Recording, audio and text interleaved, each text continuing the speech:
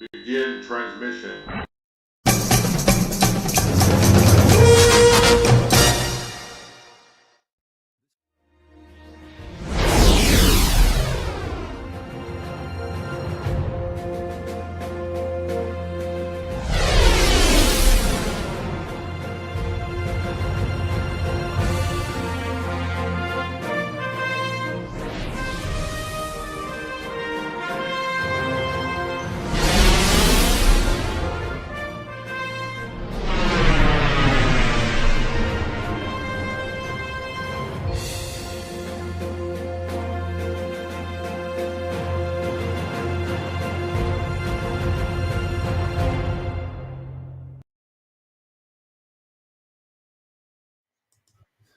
All right, there's nobody here right now. I have figuratively speaking here with me, and he will join me in just a second. I can hear him, but you probably cannot.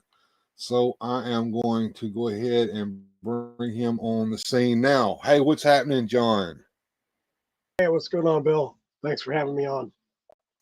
Yeah, I'm just testing out OBS and Video Ninja and just doing all sorts of stuff over here. And one of the first things that John asked me when I got him into the control room over here, he said, "Did you get a new camera?" And I said, No, I didn't. What I got was rid of StreamYard. So my camera has been an excellent camera. It's an iPhone 6S. It has a wonderful camera on it. My laptop does have a few issues. There's probably a little bit of latency here, but between John and I, there won't be any because we're peer-to-peer connected. So if you're watching if I'm watching myself on OBS here, then that's well, let me get out here and see what's going on here. That should be looping. All right. Now that don't matter. Here we go. Let's look at that. Let's see what's going on here. Yeah, I want that to loop. All right. There we go. Now my background stopped looping there for a sec.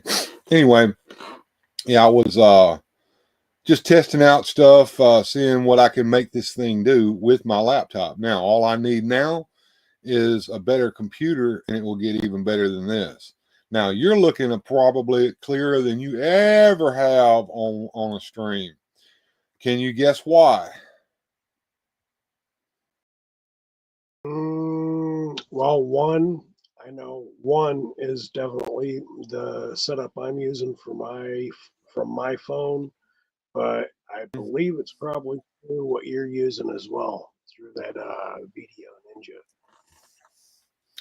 Getting rid of StreamYard is going to take care of a lot of issues, and you know, I know it's a steeper learning curve with OBS. And Joneser and I were talking about that the other day, and pretty much he told me that he's been doing exactly what I've been doing with it. You just get it, and you just start pressing buttons on it and see what everything does. If you break it, then fix it. But you can't tear it up. That's for sure. And if it gets to the point where you can't figure out how to get your settings back to normal, oh hey. George Valentine has joined me, and so has the Radical Mom. Merry Christmas, you guys. Good to see y'all here. Kind of hoping that their chats will show up over here on my featured chat so that I can show them on the screen. But if it don't, I'll just talk to them from here. But there is a Ninja plug-in for OBS that allows me to put the chat on the screen just like StreamYard does. But because of how slow my computer is, sometimes it doesn't. I don't get to keep up with it. That's not an issue that I'm worried too much about. I'm just going to let that be what it is until I can get up enough money to get that.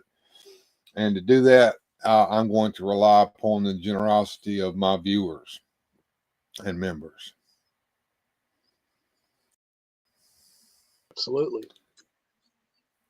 All right, so I'm gonna just chat with you and try to get to know you a little better. I mean, we're friends and everything, but a lot of people don't know a lot about you. And to be honest with you, I don't either. So you work in retail sales as a store manager, is that correct? Merchandise manager, yes. Okay, Yeah, and that I went from Dollar General as a store manager and went back to Dollar Tree and became merch manager. And then here in the beginning of the year, I'll be a store manager with them again. So, okay, all right, and so how does that affect your channel and how often you get to come on and how much you get to create? um, well, let's see, my free time. Let's see. Retail is a never-ending business. It doesn't matter if you're open or closed. So as far as it affecting my channel, so if I come home and I get off at a decent enough hour where I'm not working a 12 or 13 or 14-hour day, then I'm good. Uh, when I was working at the other as a store manager, I was working almost 14-hour days on a constant. So my channel definitely suffered. The course of this last week, the week before last, I had put out a video pretty much every single day, and I didn't do too many video. In fact, I haven't done a video since last week, so I'll be hitting up my channel a whole lot more in the next coming week, trying to get videos out there and just trying to plug it along. Well, that sounds like that you don't have a lot of free time with the job that you have. So you know you probably suffer the same thing that I do. You can't get as much content out as you would like to. Yeah. Mr. I DJ mean, Longhair. Oh, I'm sorry. Mr. DJ Longhair has joined me today. Yes, it has been a minute, Mr. DJ Longhair. Good to see you. I'm glad you showed up to just chat with us today. I've got a friend of mine named John. He has a channel called Figuratively Speaking, and he and I are just chatting. And you guys in the live chat over there can hang out with us and join us by asking questions and stuff if you want, and we'll try to respond to you here. Uh, my train of thought got took from me. I think had I asked you a question.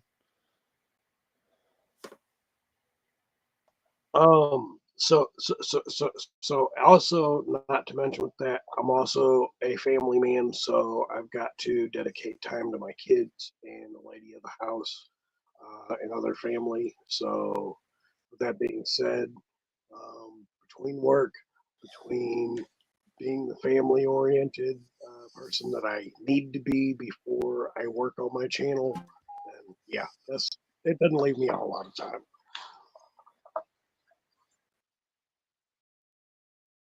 And I can understand that.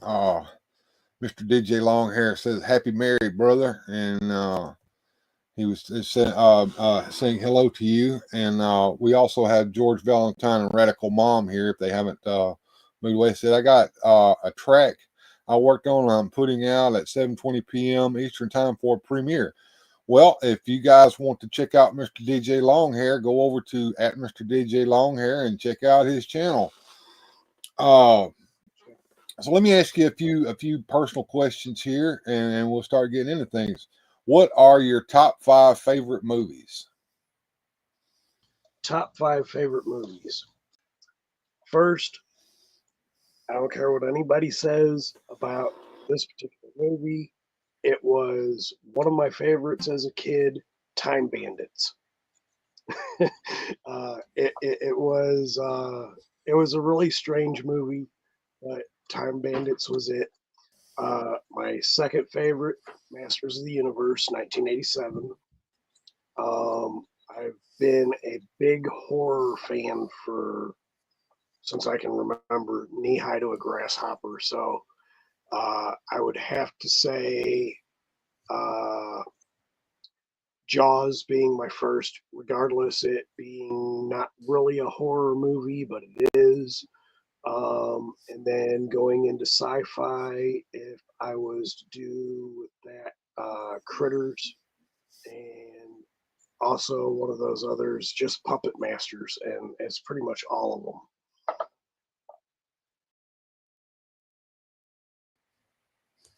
It's pretty cool. And Mr. DJ Longhair says Time Bandit. Awesome. All right, so we got your top 5 movies. So what are your top 5 bands and songs? 5 bands. My first is going to be Iron Butterfly. It's happened to just be the way that they make the and with them it was Inagata Navita that got me into it. 20 minutes of just this psychedelic horror type Frankenstein's monster type music. From there, I would have to go with Jimi Hendrix, The Doors, Van Halen, and my last kinda you may call it bubblegum hard rock, but Motley Crue is it.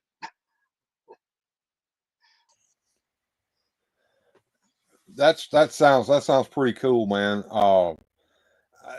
A lot of people have asked me about that, and it's a tough question. Matter of fact, I think Largo has been on my ass for a while here. Oh, we got Jamie Sanders and Cobweb Collector with us. Hey guys, glad y'all showed up. And I sit down and I think about all the bands and all the albums that I have in there. I mean, I've got Led Zeppelin, Van Halen, Kiss. I've got that album you was talking about with Inagata Navita with by Iron Butterfly on it. You know, we got Deep Purple. I mean, we got Little River Band, and you could go on. I could go on and on and on and on. So now I've got to go through these hundreds of bands and songs that I have in there, and figure out, all right, 10 that I can give to Largo so that he can can say that these are my favorites. But my favorites change from week to week, to day. I mean, and I know you could understand that. Does that happen to you? It does, because again, well, my very first concert that I was taken to, I was, I think, 7 or 8 years old when Kiss came. I do believe they were here in Kansas City, and my oldest brother took me to my very first concert, and it was Kiss, and that was like around 78, 79, somewhere in there. But I remember the concert, and I remember the music, and Kiss was phenomenal. It was like a group one I had never seen before, but I had seen all the album covers that my brother had, and just seeing the makeup and the clothing, the costumes, and then being able to see it live, that was an eye opener for me. So I was just like, wow. And one of the ways I got into Kiss, since you brought them up, I grew up in the 70s when they were in their heyday, when they had, when they came out. And for a while there, they were everywhere. And I mean, you could turn on one of those Bob Hope specials, and they'd be on there or something like that, or they'd be guesting on a daytime talk show or something like that. And they were almost like real live superheroes. They were wearing funny costumes. One of them even said he was from outer space. That'd be Ace Frehley, which I kind of believe that he probably is from outer space. You got Gene Simmons, the demon, who could blow fire out of his mouth and spit blood, and they could fly. They would fly in concert. Then you would see their Thanos copters join us. Cobweb Collector, Nightwing. Hey, what's going on, man? Yes. Merry Christmas to everybody who's here with me today. I'm just chatting with John, figuratively speaking, and we were talking about Kiss. I remember seeing the album cover for their first Alive album and listening to that, and I ate all of that up. I mean, I was just a little kid. This stuff was aimed at me, okay, and as an adult, see, I couldn't collect that stuff when I was a kid because nobody bought me an album when I was little. And when I got old enough to start buying that stuff, I had moved on from them because they weren't as popular as they were before. And now I was listening to Madonna and all that junk that came out in the 80s, that new wave crap. Every era I went through it, And but as an adult, I've gone back and collected all the things that I liked to listen to when I was young on DVD. And I'm a big physical media guy. I don't have my stuff wrapped up on the cloud somewhere so that they can take it away from me if they want to. And they can't take my damn DVDs from me. They'd have to come prize them out of my cold dead hand. And I can listen to that anytime I want to. And it's the same thing with my movie collection. It's all on DVD. My TV collection, it's all on DVD. I don't rely upon streaming services to keep carrying something I want to watch whenever I want to watch it. What happens when the internet goes out? You're fucked, and I'm not. And that's so true, because like I'm the same way, because like I don't collect just toys. I collect comic books, I collect toys, I collect video games. And what I've noticed a lot here lately on the comic book circuit and in the video game genre, they're trying to switch everything to a digital media. That means if they shut down that digital media, you don't own it. So if I can't get myself a hands-on physical copy, I'm not getting it. That would be like, let me give you a good let me give you a good example of that now, that not just in video games, because I know that a lot of video game folks have been fucked because whatever service that they're getting their shit from, they took it all off of there, and they told them, oh well, it's too bad. I don't care what you pay for it, we're not offering it to you anymore. But over at Wizards of the Coast, for example, a lot of the older D&D stuff, the Dungeons and Dragons material, is available as online stuff. And what they have done, they have gone in and quietly started editing that stuff and taking things out and changing things in the old stuff. And how would you know if you don't have a physical copy of it to compare it with? right. So, everything. Like, there's a thing that I do with YouTube. So like, there is a thing that I use. It's called Clip Grab. So if I see something that I pretty much know isn't going to be there at a certain point, after a certain point of time, I'll use Clip Grab and I'll download that whole segment, and then I have it backed up on the computer on my hard drive. And that way, if it's ever taken down, I have it. So there, I've got so many different clips of different things. Like I think one of the things that I have on there. There was this thing on Star Wars. This guy made a fandom movie type thing, and Lucasfilm made them take it completely off the air. Remove the video from YouTube. But it was so spectacular the way that they did this and how they reformulated some things, and then also did some of his own stuff inside the thing, inside the fan base movie, you know. And he had paid some money to do the production because he used a lot of his own stuff in there as well.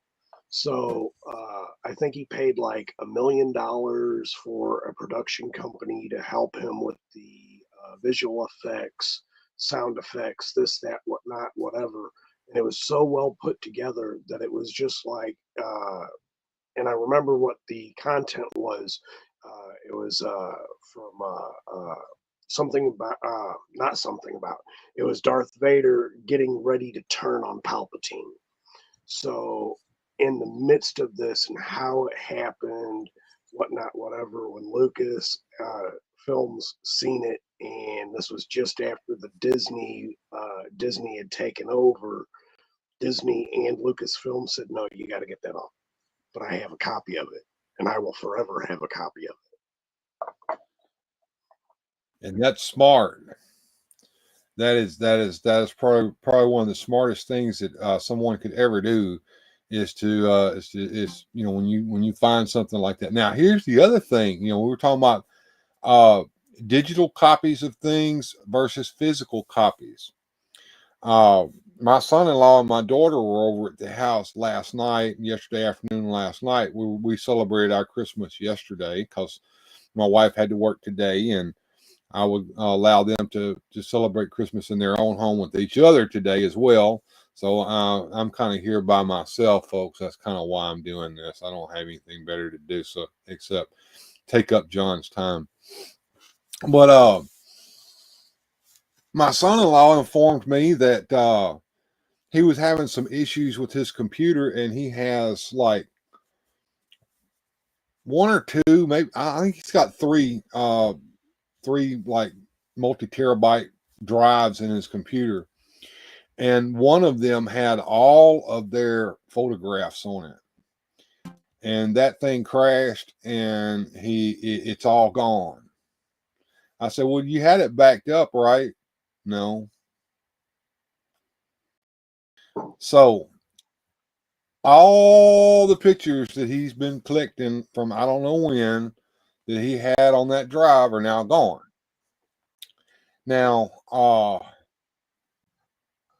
here's something that you guys need to consider, because I know everybody does it. Their phone's full of pictures, their Google Drive and their Google Photos are backing it up and blah blah blah. I've got it here and I've got it there. There's also a place called Walgreens, and believe it or not, back there in the back, they have a photography center, and you could take a goddamn flash drive back there with all your shit on it and give it to them and say, okay, you know, it's going to cost you some money, but they will print photographs out of that. And I guarantee you this, folks, if you go to Walmart, they got these things called photo albums, and it's real neat. It's like a book, and you open it up, and inside are places for you to put the goddamn pictures that you just had printed out at Walgreens inside of it. And then you can put that on a shelf, and you can get it off the shelf and look at all your goddamn pictures in there, and they'll never go away as long as you keep that photo album in your possession. I'm showing my age. I know I am, John. But I still have fucking photo albums. I still make photo albums.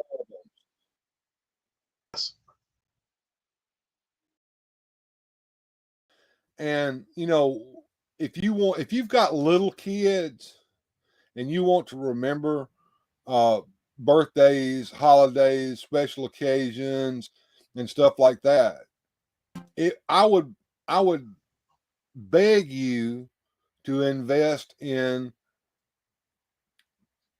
photographs and photo albums to keep that stuff in, and not rely upon digital storage and cloud crap to keep your pictures, because someday And I firmly believe this, John. Someday, all of that stuff will not be available to you for some various reason, whatever it may be. I'm not going to go into that, but there could be all kinds of myriad things that could happen to your shit, and it would be gone. So, but you can, as long as you keep the photo album in your possession, you can always look back and see the time your kids were little and they were doing something that was fun, and that can bring a memory back to your mind. But if you don't have that, and you lose all your digital photographs, and Google decides that they're no longer going to offer all that storage to you no more, then boom, all that's gone, and you have no way of looking back on it.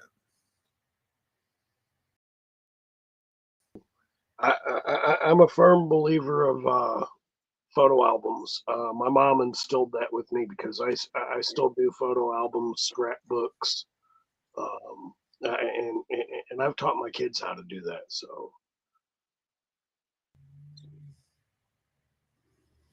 And All Music Fan 88's just checking in, says Merry Christmas to all of us. Thank you for showing up, man. Like I said, me and John, we're just chatting, and I'm playing. My daughter gave me a brand new microphone. It's not the best. It's not one of those badass microphones, but it looks kind of cool. Let me see if I can put it on screen here where you guys can see it. Yeah, I'm loving that, Bill. I'm still trying to figure out how to get mine to work. Yeah, I've got a gain control on here. I don't know if I'm too loud or not. You guys let me know in the chat, and and how well I sound on this thing. How well do I sound on this thing, John, from your point of view?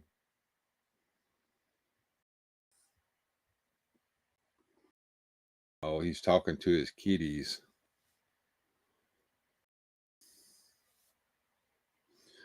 And I'll throw it out there to you guys in the chat. How do I sound? No.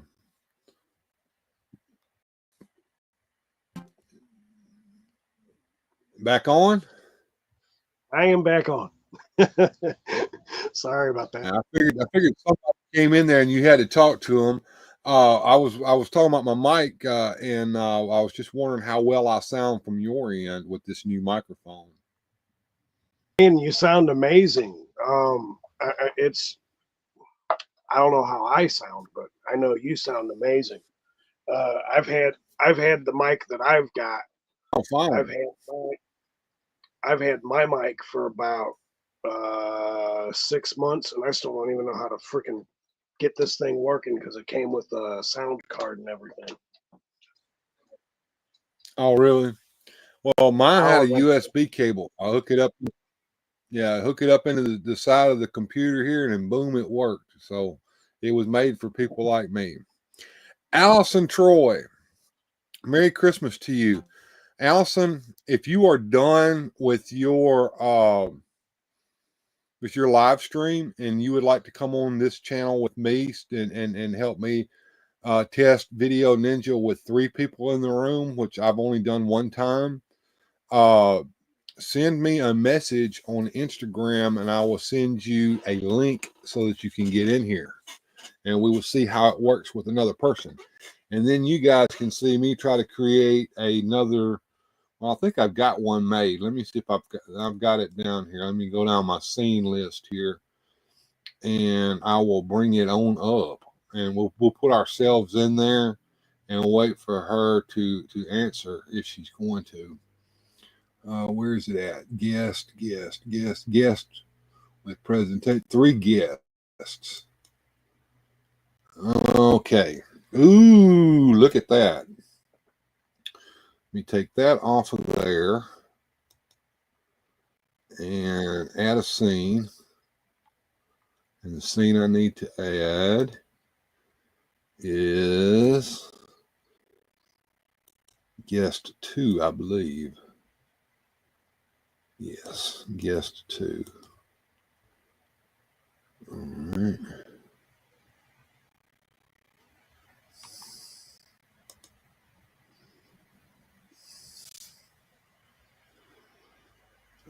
Don't worry, John. I can still hear you. They can't. Ain't that funny?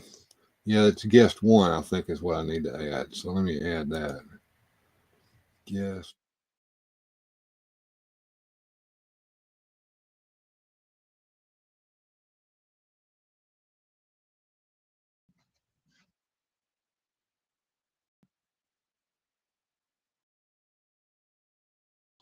That type of person.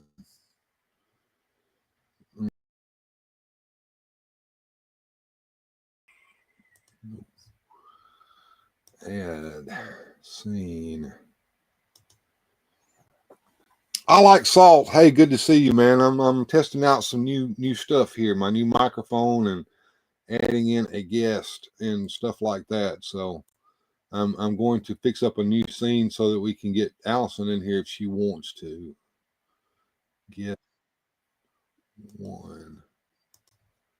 There he is. And I need to take you down. Up. What's this? Let's guest one. Put it over here out of the way.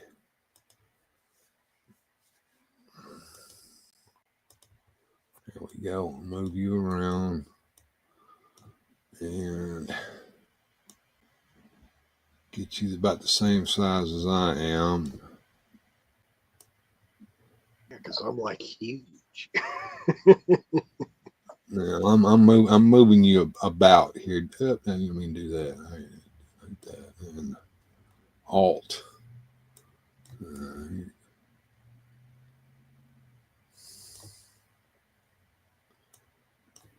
I'll put you right here. And let me bring you down to there. Go over here and do me.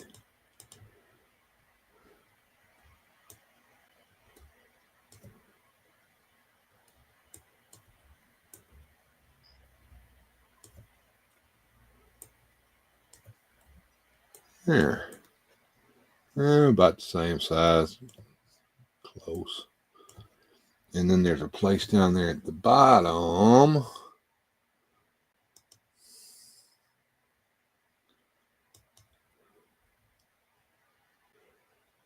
For guest two to sit. All right there. All right, now I got to open up something and see if she answered me.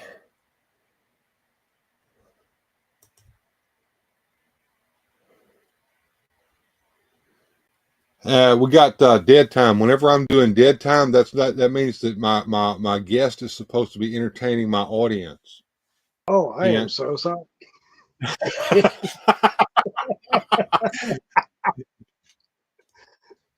It is very hard to produce the show and come up with something to say while you're doing it. But when we have dead time, we lose people. I know that happens. So, Yep.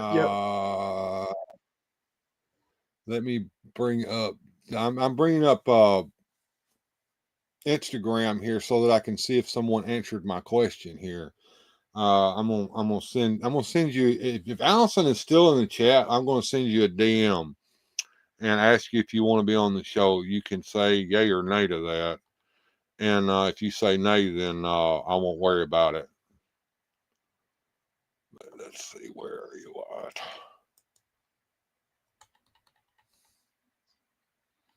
So I'm getting ready to do a video later on tonight, which is going to be my top 10 figures of 2003 for my special picks. Mm-hmm. And I think this one's going to be a good one because some of the figures that I've acquired over this past year are really amazing figures. I might add some comic books to that. I might add some video games to that. One never knows. Mm-hmm. But I don't know. It's a work in progress. Miss Allison Troy says that she is going to go in the kitchen and wrap up the dinner stuff almost to a point where I can sit and wait. I will ping you once I sit. Okay.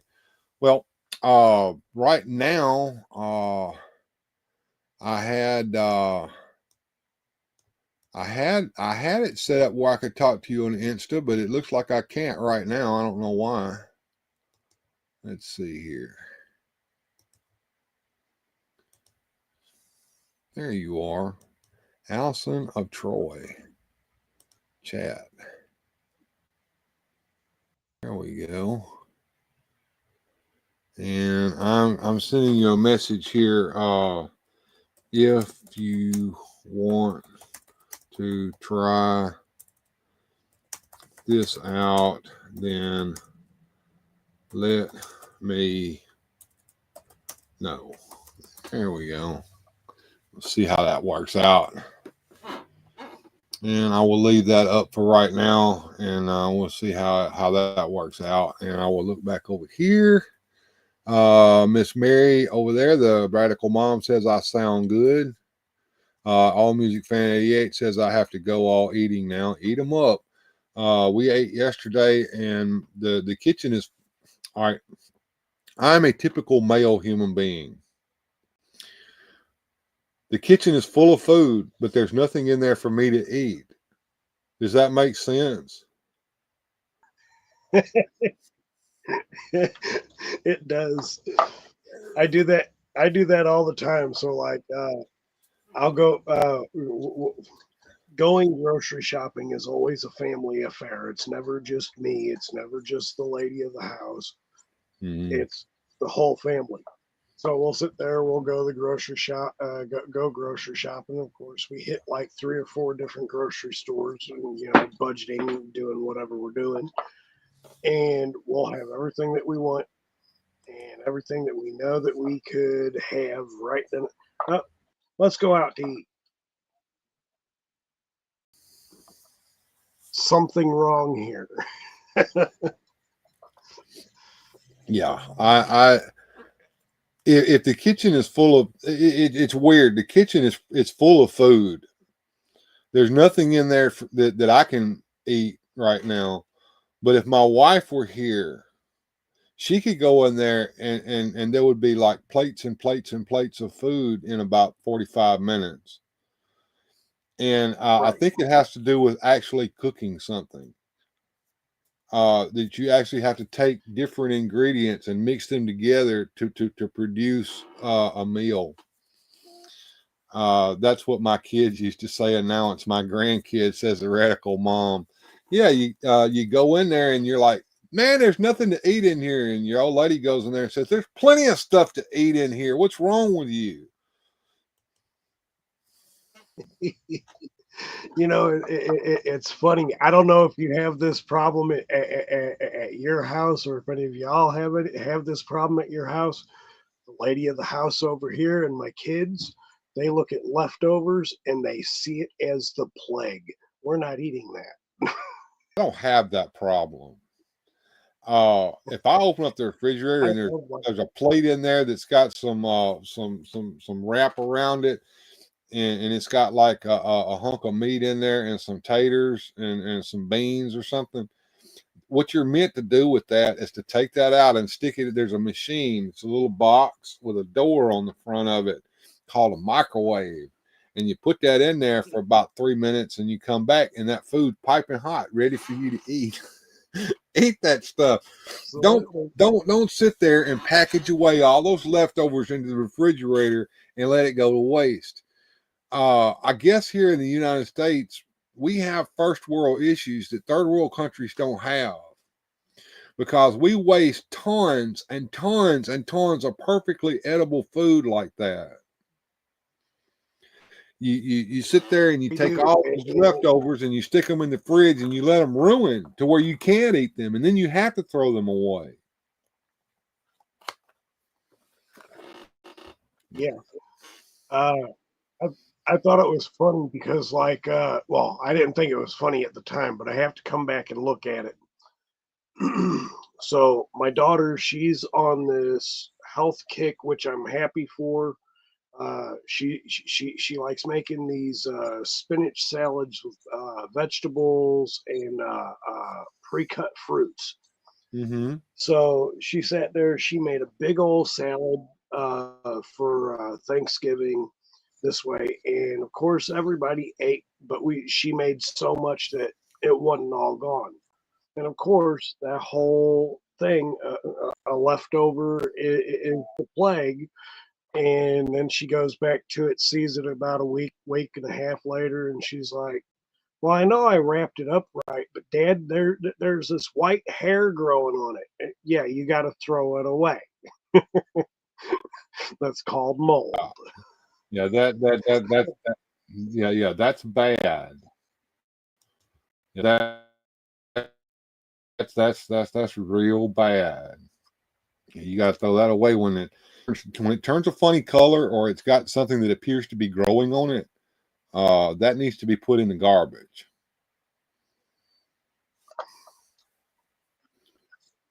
And Radical Mom says that some foods taste better left over for the next day. That's because the seasoning and the spices have had a chance to get down into the food. Uh, one of that spaghetti and chili and stuff like that is better the next day heated up, and that's the reason. And one of the secrets to making a good chili is to not eat the chili as soon as you pull it off the stove. You take it off the stove, and after it's rested a minute, you put it into a Corningware dish and put a lid on it and stick that sucker in the refrigerator for 24 hours. And then the next day you pull it out and heat it up, and all that spice is done mixed together and dissolved and everything that it didn't have a chance. It just better.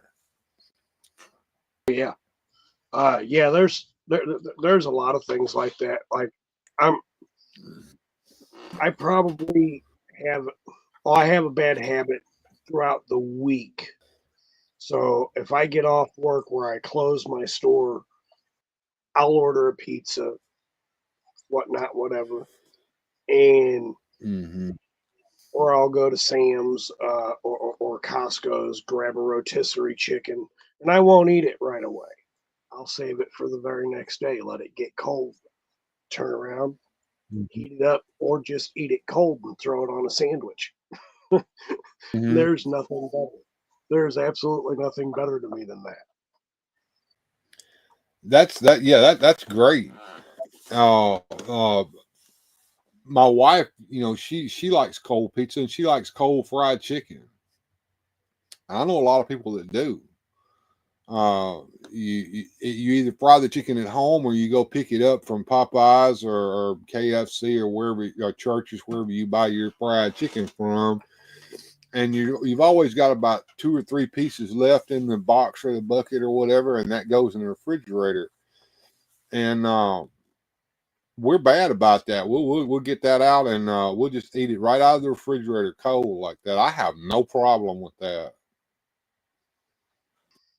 I don't know what it is, but like me personally, I haven't touched KFC in over 20 years.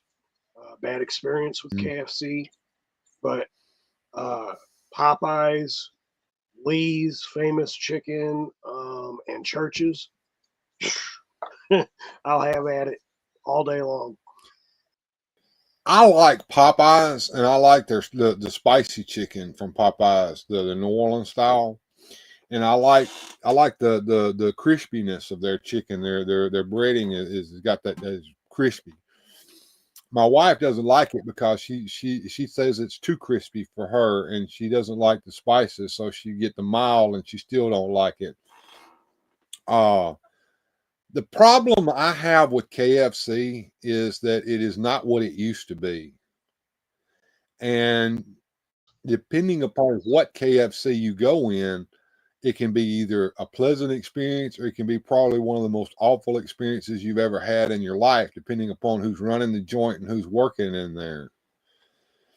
But one of the problems that they've got is, now see, the thing that made KFC fast food in the first place was that instead of taking 2 or 3 hours to make some fried chicken, you can make it in 15 minutes by cooking it in a pressure cooker instead of frying it normally.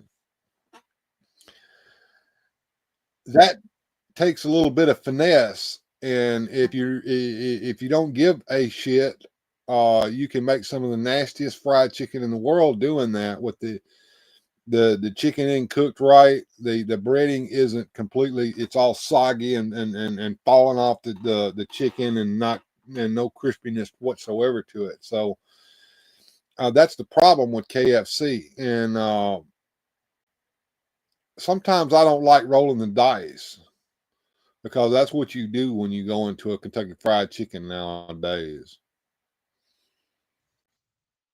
My experience, I went to go visit the lady of the house when she was in college. I was in Huntsville, Alabama, and my girl had told me before I even did it, she said, "You don't want no food from here." So apparently she had already had the experience that she didn't want. And I did not listen to her. I was hungry. I had spent 7.5 hours on the road and I was starving. So I'm here. I'm getting some chicken. I ate and I was there only for the weekend. And about 6 hours later, I'm sick as a dog for the rest of the weekend, and we weren't able to do nothing. I was just like, so that was my worst experience and my last experience with KFC. Never again. Wow. So you have spent some time in the Rocket City there? Oh yes. Yeah, My sister, she went to Alabama A&M. So yeah, my sister used to live there in Huntsville. Actually, she lived in a small town outside of Huntsville called Madison, Alabama. I'm sure you're well aware of that. It's near where the airport is. right. And I lived there for a little while. I actually spent some time in the military there. I was in the Army Reserve there in Huntsville. So I'm kind of remember Huntsville from several years ago. I'm sure the place has changed a lot since I was there, but I can remember going to the Space and Rocket Center and having fun out there. And you can get a ticket, and they'll put you on a bus, and they'll take you out to Marshall Space Flight Center, and you can see where they actually tested the big Saturn V rockets that took men to the moon. Oh, see, I didn't know that when I was there. Mm-hmm. I should have did more research of things to do when I went to go visit the lady in college. So. Well, it's the same syndrome as it is in Memphis. If you've ever been to Memphis, there's plenty to do in Memphis. The problem is those of us who have to go to Memphis all the time don't do any of those things. Yeah, it's funny because what was it? I think 2.5 weeks ago, almost 2 weeks ago, uh, I went with a friend of mine. We went to Cincinnati, Ohio, just for the day. He wanted to go pick something up from that he found on Facebook Marketplace, and he we went out there and we spent the day out there and came back. But before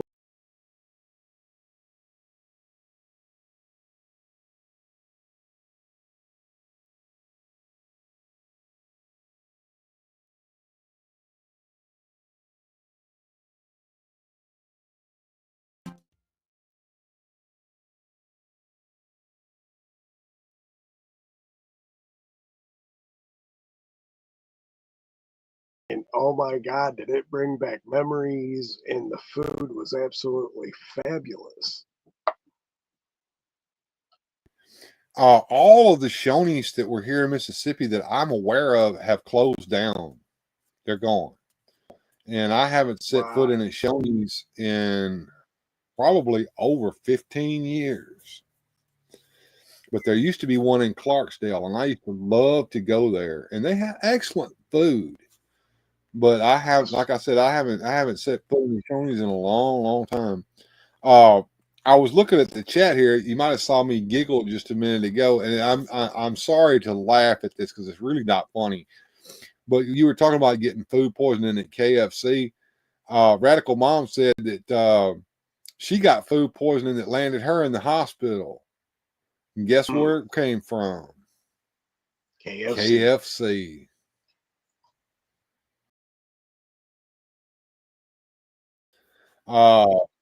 If anybody who works in upper level management of Kentucky Fried Chicken, it just so happens to have come across this show, this may be something that you may need to take note of and maybe try to fix.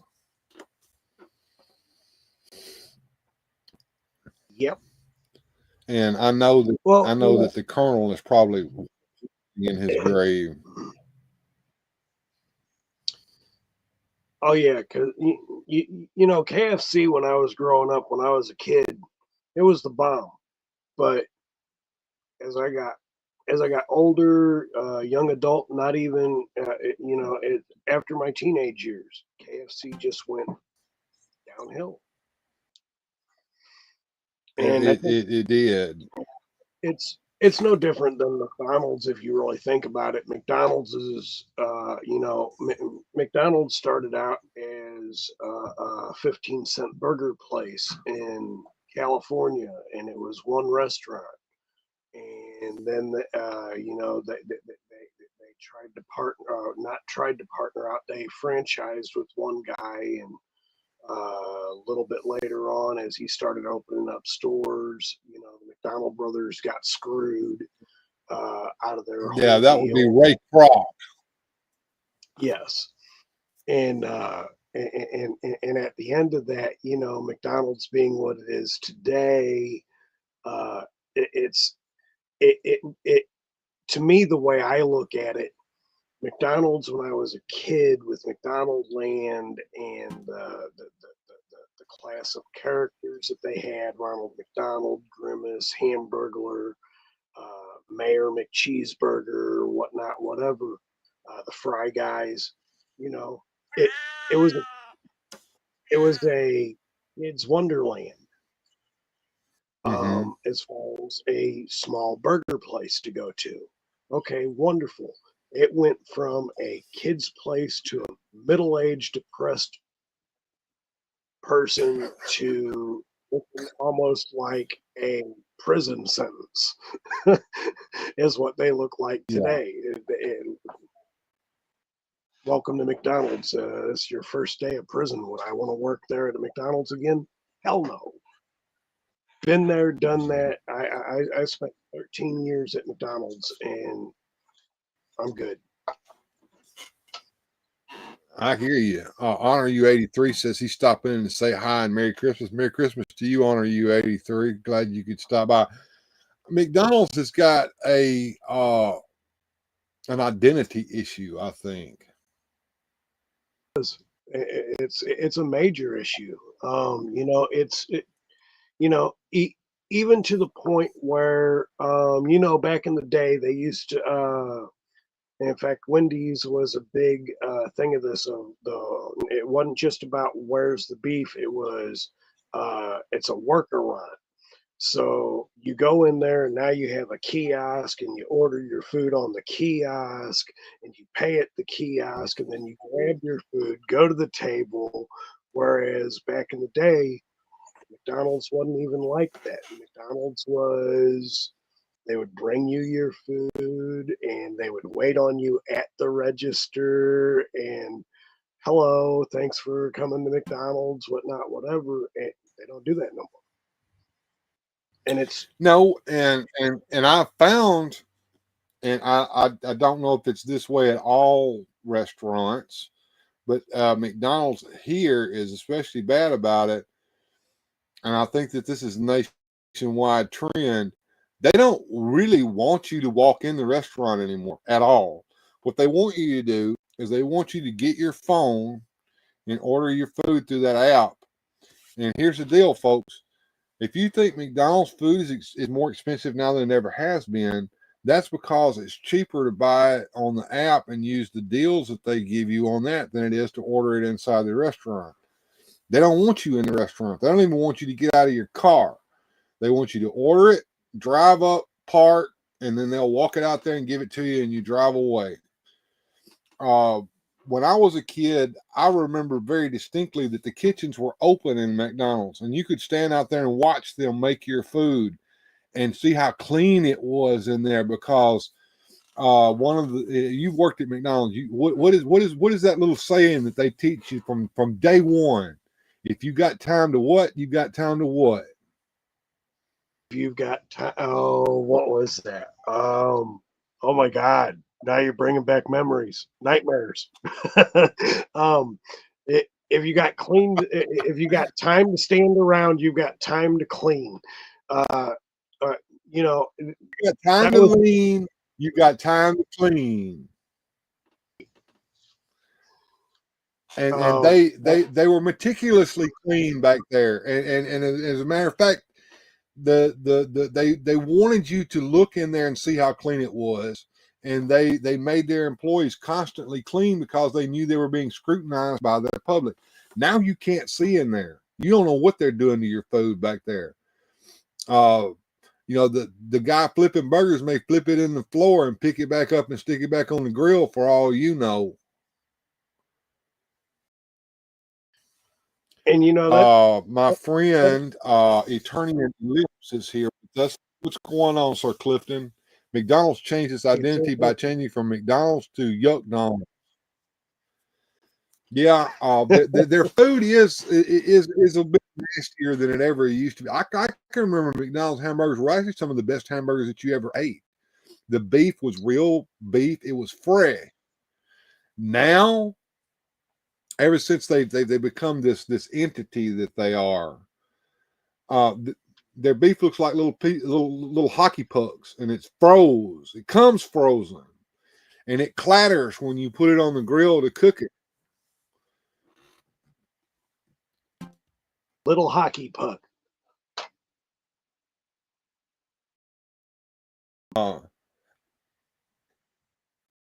Did you ever have employees throw them in the back at one another? We had an employee with the unfortunate incident. Nowadays, I do know that McDonald's don't get the 5-gallon buckets of pickles anymore. And one of the meticulous reasons for this is because a couple employees at a store that I used to work at got caught taking a leak in the buckets and then serving it. Oh, how horrible! Yeah. So how many people got those tasty pickles on their burgers? We don't know, and unfortunately, after it was found out that they had been doing this for quite a while, nobody knew. So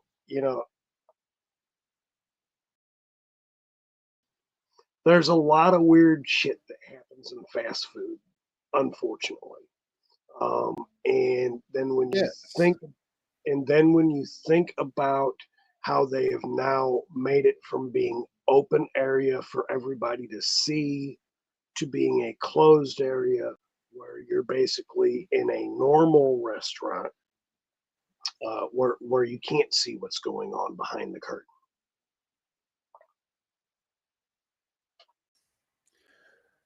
A shrew. Do you know what a shrew is? I think it's like a little rodent of some sort.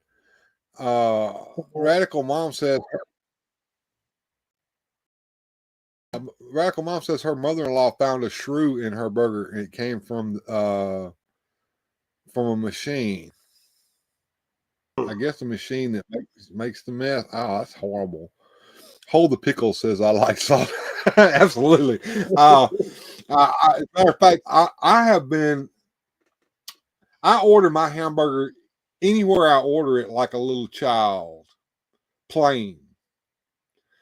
And there's a reason for that. First of all, they can't really mess with it if it's plain, because you can open it up and look inside of it and see what they've done. They have to cook it fresh because it's plain. Very few people eat them that way, I guess. And so I guess, say that again. I said, I'm one. Look, whenever I go to a fast food restaurant, I'm notorious for this. And I know that 5 main places where I go for any fast food where I go, which is normally Rallies, when we had Carl's Jr., which we have none of those anymore. But like if I go to a Jack in the Box, somewhere like that, everything is no salt. So you can't put no salt on the meat. You can't put no salt on my fries. You can't put no seasoning of any type. You go ahead and put cheese on it. That's great. No ketchup, no mustard, no vegetables of any kind. I'll doctor that shit up when I get home. And other than that, yeah, no, they always know when I'm there. Yeah. And coming over here to the chat, Cobweb Collector is with us, and Cobby just hit 500 subs on his channel. Congratulations there, Jacob. And Radical Mom says, plain Jane for me too, and I don't go more than once in a blue moon. Well, when I was a kid, going to McDonald's was like a treat. It was something that you did not get to do, but maybe once every now and then. It was not an everyday thing at all. And it was a big deal. For us, it was a big deal for someone like Dad or Mom to say, okay, kids, do y'all want to go to McDonald's? Whoa, yeah. And I don't think it's like that anymore. No, it's definitely not like that. Like for real, I remember, and me now going to show my age. I remember my 3 favorite hamburger places to go to when I was a kid. If my mom and dad said McDonald's, Burger Chef, or Burger King. I remember Burger Chef. You don't remember Burger Chef? No, I said I do remember Burger Chef. It was a long time ago. You're toward your age now, bro. Burger Chef was one of my favorites. In fact, I think they had a better burger than McDonald's ever did.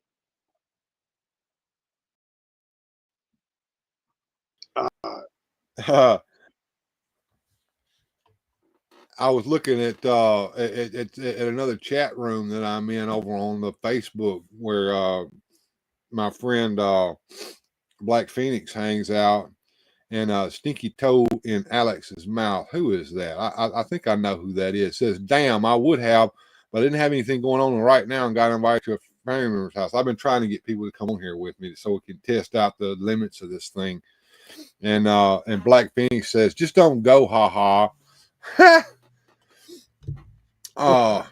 Yeah, Burger Chef was a long time ago, and I don't remember ever actually eating there. I remember the commercials being on television.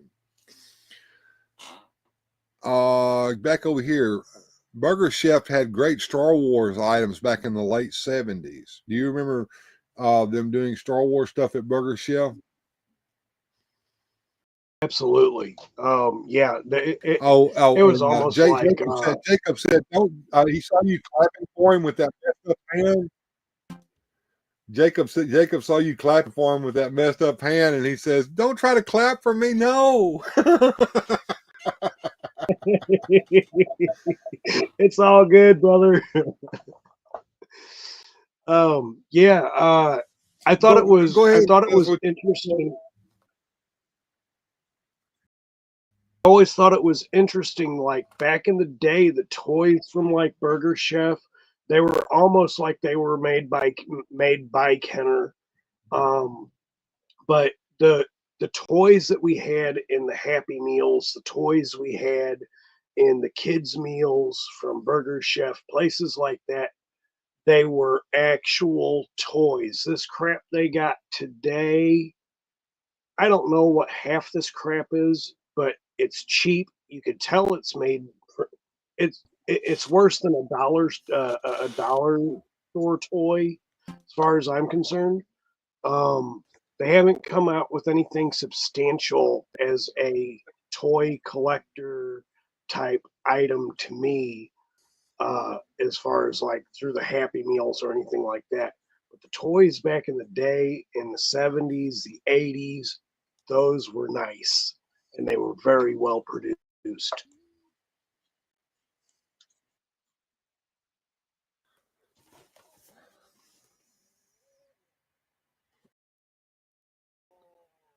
Wow. That. These are out right now. I don't know if they're still doing them or not, but there's a guy named Kerwin Frost. I've never heard of him, but I did look him up. He's some kind of fashion designer and influencer. He's responsible for the McNugget Buddies coming back in these adult Happy Meals. And when you go in, you can get, now we were disparaging McDonald's a minute ago, but you can go and you can either get a Big Mac meal or a chicken nugget meal, and you get one of these McNugget Buddies in in a little box here. And I've got one here that actually I've got 1, 2, 3, 4. I've got 5 of the 6. I've got one left to go, and I don't know if I'll get it or not. I have no way of getting out of the house today because my wife has got my truck and her car's in the shop. But here's one of the little buddies here. They come with a little outfit on. Each one of them has a personality, I guess. And like you can take their headgear off, and you can take their little clothes off, and you got just a regular little nuggy buddy here, and you can mix and match the little outfits. He's got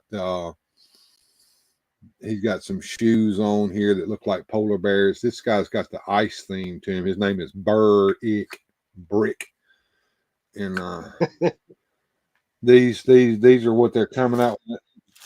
And see, McDonald's, I guess, is making adult Happy Meals, and you get the kid meal, and you get some little nasty that you're talking about that's not worth a crap. So McDonald's has gone from being a kid place to I guess a Gen X trying to remember what it was like when they were a kid place.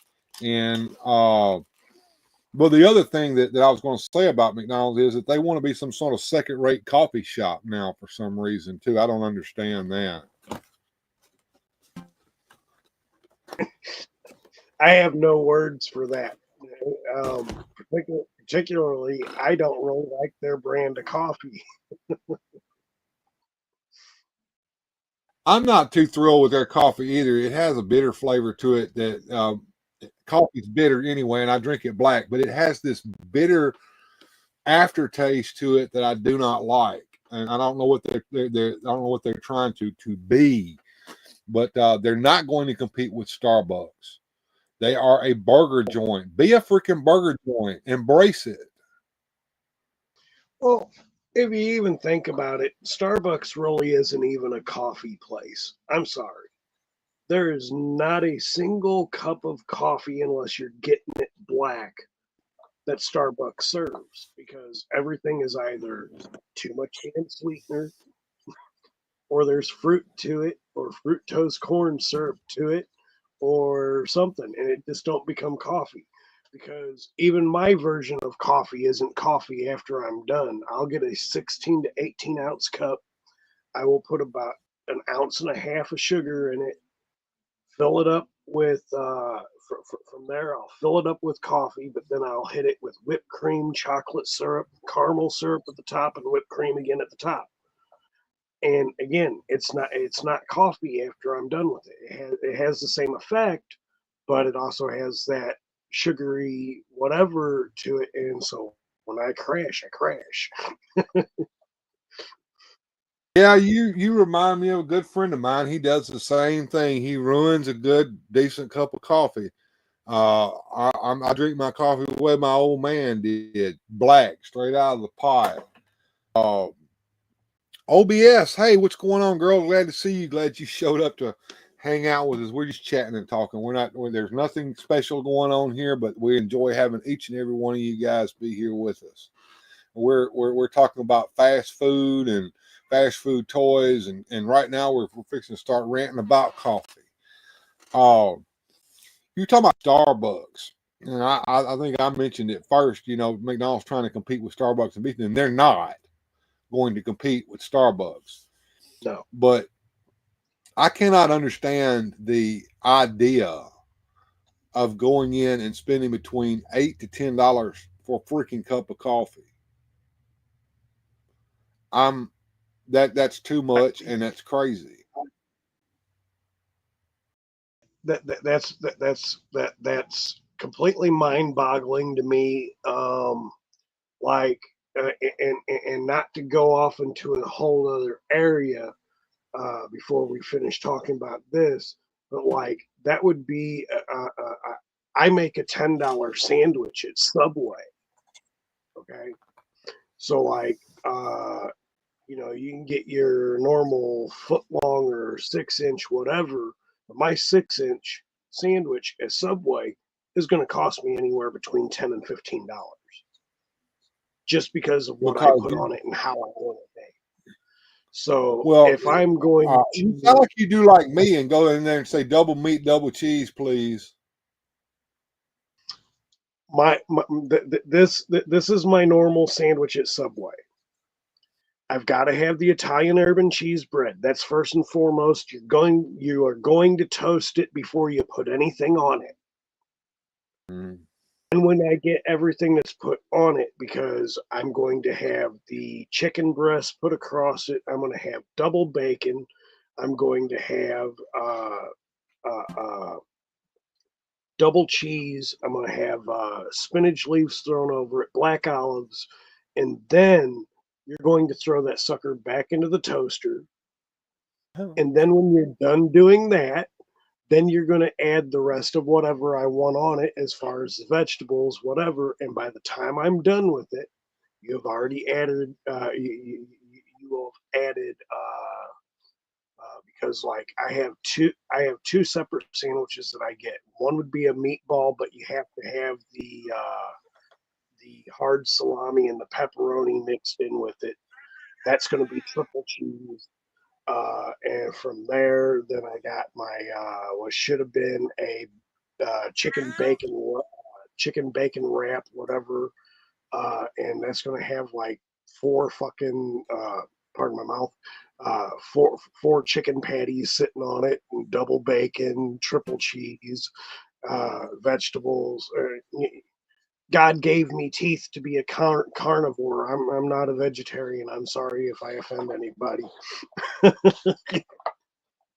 I'm vegetarian. I'm not a vegetarian. I'm right there with you. OBS says black light sugar for me in her coffee. Radical Mom says coffee is coffee. Stop adding stuff to it. OBS also says that she doesn't eat fast food anymore. It's been quite a few years. Well, she is a chef by trade, so I'm sure that the food that she fixes for herself is probably top notch. So I have a question for OBS at this point, because I also have a culinary degree in which I know that I have not been able to be in the culinary industry because I can't work in somebody else's kitchen, because if I don't like what you make, I'm changing your recipe. Period. At the end of the day, what kind of foods do you like to create? That would be my question for OBS. Well, there you go, OBS. Tell us in the chat, and I will answer him for you. Uh, yeah. The idea of a chef making good food to eat instead of bad food to eat brings me to something that I remember hearing when I was a kid all the time, and it's true. Don't eat in a restaurant where the cook is skinny.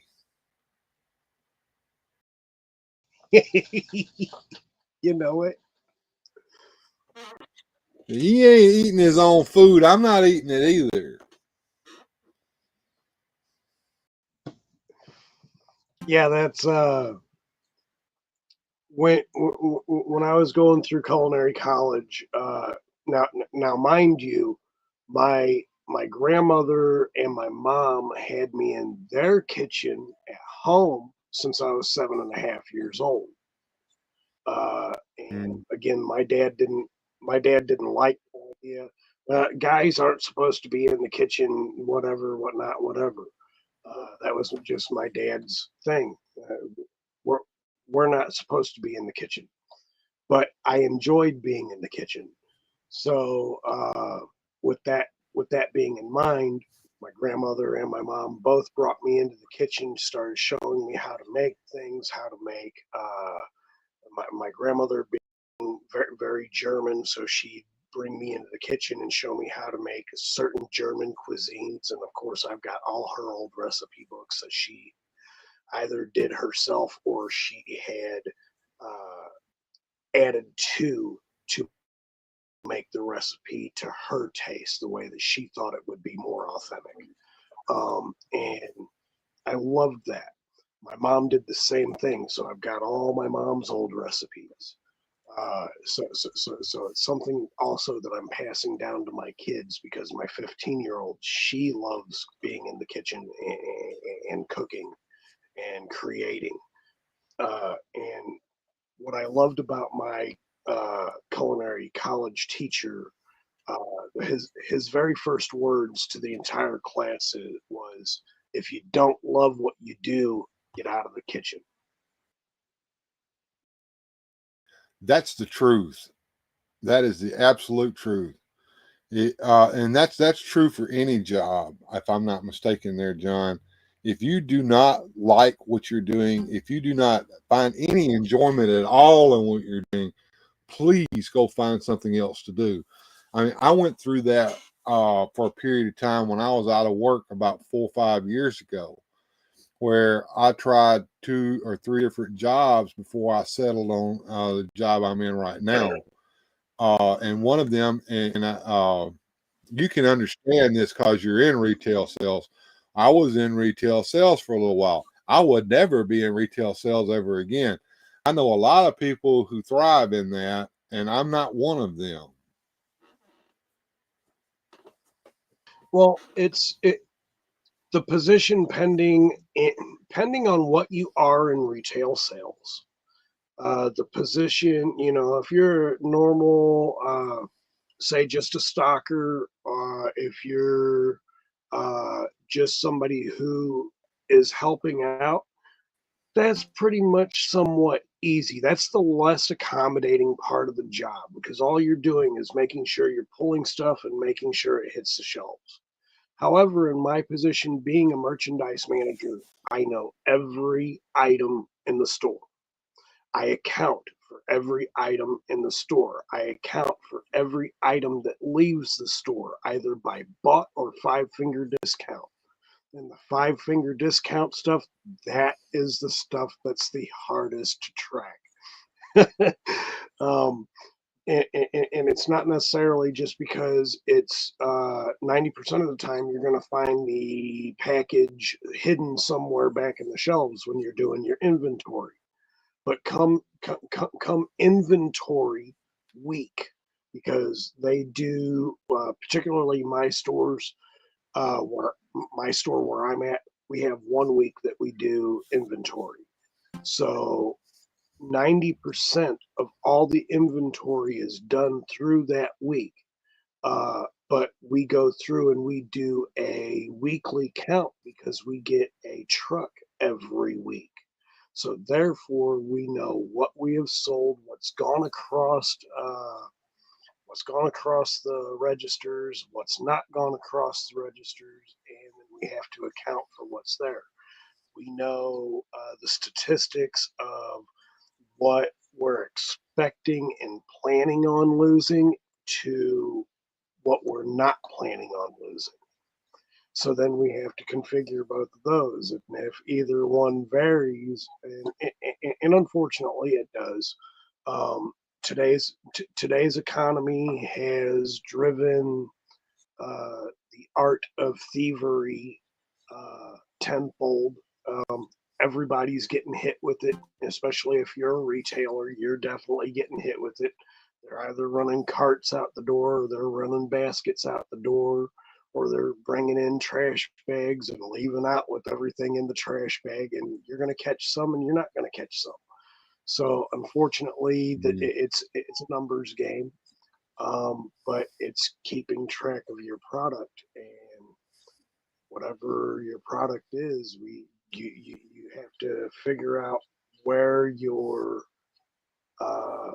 more risk is and do something different with it. And particularly at my store where I'm at, laundry detergent is one of our biggest things that walks out the door without going across. So what have we done? We've taken all the laundry detergent off the shelf, and now it's up by the registers. If you want it, you got to ask for it. Wow.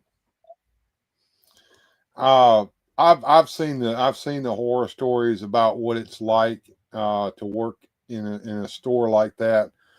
I've seen the videos of people rushing in the store and filling shopping carts full of merchandise and then running back outside and just throwing it in the car and driving off.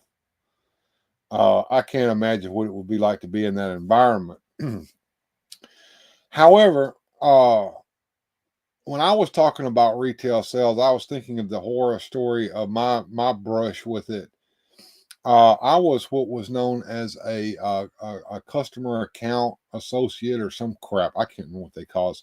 We were selling items in the store to customers, plus services and stuff like that. I won't really go into it too deep, but we had metrics that we had to meet. And it seemed like that the metrics kept getting higher and higher and higher. We had to sell stuff that we knew nobody wanted, and we had to push it really, really hard. And if we didn't make our numbers, every week we had a Zoom call where all of us were there, and the district manager would be there, and he would lay into you and talk to you like a idiot and make fun of you in front of all the rest of your peers and associates because you didn't meet some crappy metric like selling some kind of a service or a card or something like that they're trying to push on their customers to, I guess, make more money and screw the customers out of more money. And I can't do that. If you want to buy something, you come in. I'm a man. I know some people don't operate this way. They're salesmen and they can sell air conditioners to Eskimos, but I can't sell something to somebody that doesn't want to buy something. I figure that if you came in the store, you came in for a reason, and I will help you get what you came in here for. But I'm not going to push a bunch of crap on you that you don't want and force you to do something that you don't want to do by trying to trick you into it with some fast talk or something like that. But I know people that's their life. They love it. They get off on it. They're the ones that belong in it, not me. So when you were doing that kind of work, was that based on commissions? Yes. Okay. And so I definitely understand that because like I used to do commission sales, and that lasted all of about a month. And in that particular frame of mind. Now, mind you, I could probably sell a blind man a pair of glasses, but at the end of the day, do I feel comfortable with that? No. And being the person that I am, and the person that my dad and my grandfather brought me up to be, if you talk to me like I'm a little peon beneath you, don't be around me when you do it, because I'm going to put your little ass in the dirt.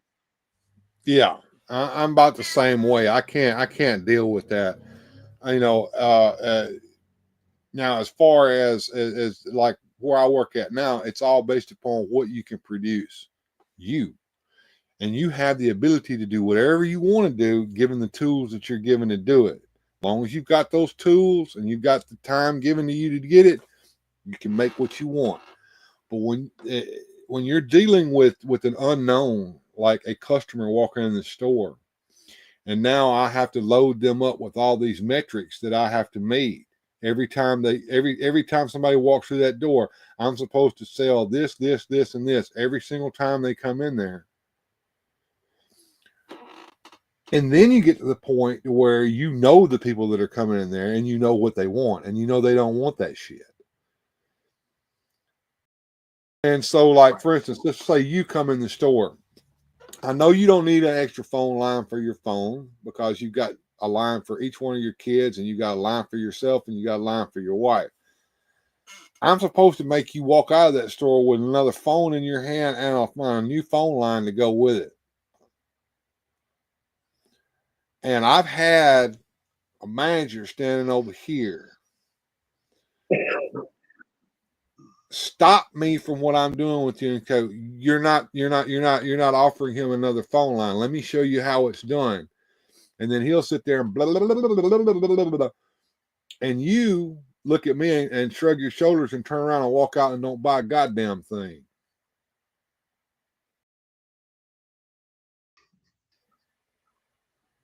And I'm like, dude, I would have at used to least feel told that him way, a like case. I used to feel that way when I'd go into like places like when I was younger. I didn't really understand the whole thing of rent to own, and Yeah, then I that's a figured trap. out the outrageous prices you actually pay for rent to own. And I'm sitting there, I was like, okay. And that was before I got into the sales position where I was working on commission. And then I actually understood the basis of the bullshit that you have to try to feed people. Oh yeah, well this is a great couch or this is a great TV for $4,000, but you could go to Walmart and get it for a fraction of the price, 3 times less.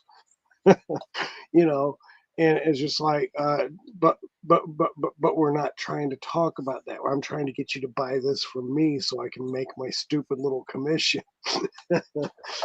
You know, and I had just at that point in time, I was just like young and stupid, didn't understand that whole concept. But then I got into that area of that business, uh, running commission and whatnot, whatever, and then getting into where I'm at now in retail sales.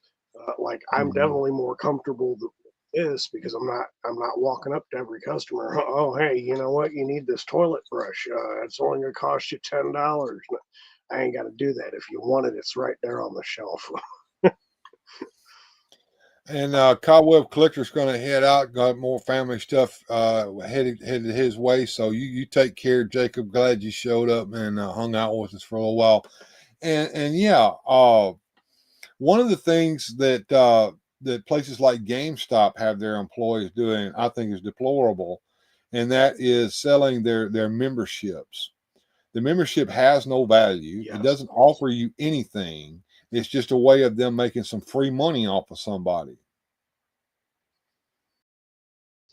The only thing the membership has that I'll say, just because I know, because I'm a pro member for GameStop, so the only real benefit it has is that I could probably get a newer game, and I'll definitely get more on my trade-ins, but I don't ever trade anything in, so that's not really beneficial to me. But then as I'm making my points for buying product, then I Mm-hmm. turn around and I use them points and I'll buy other product with my points rather than spending cash. So it works out for me, and then of course also every month I get a free $5 off of whatever I buy, whether I use points or not. So it's kind of good. It's kind of not. And of course, at the same time, getting into that membership, you get a choice of having a physical copy of the Game Pro magazine or a digital copy. I don't care Mm-hmm. for either one of them, so go ahead, give me the digital copy. I'll take a look at it, and I don't really care after that.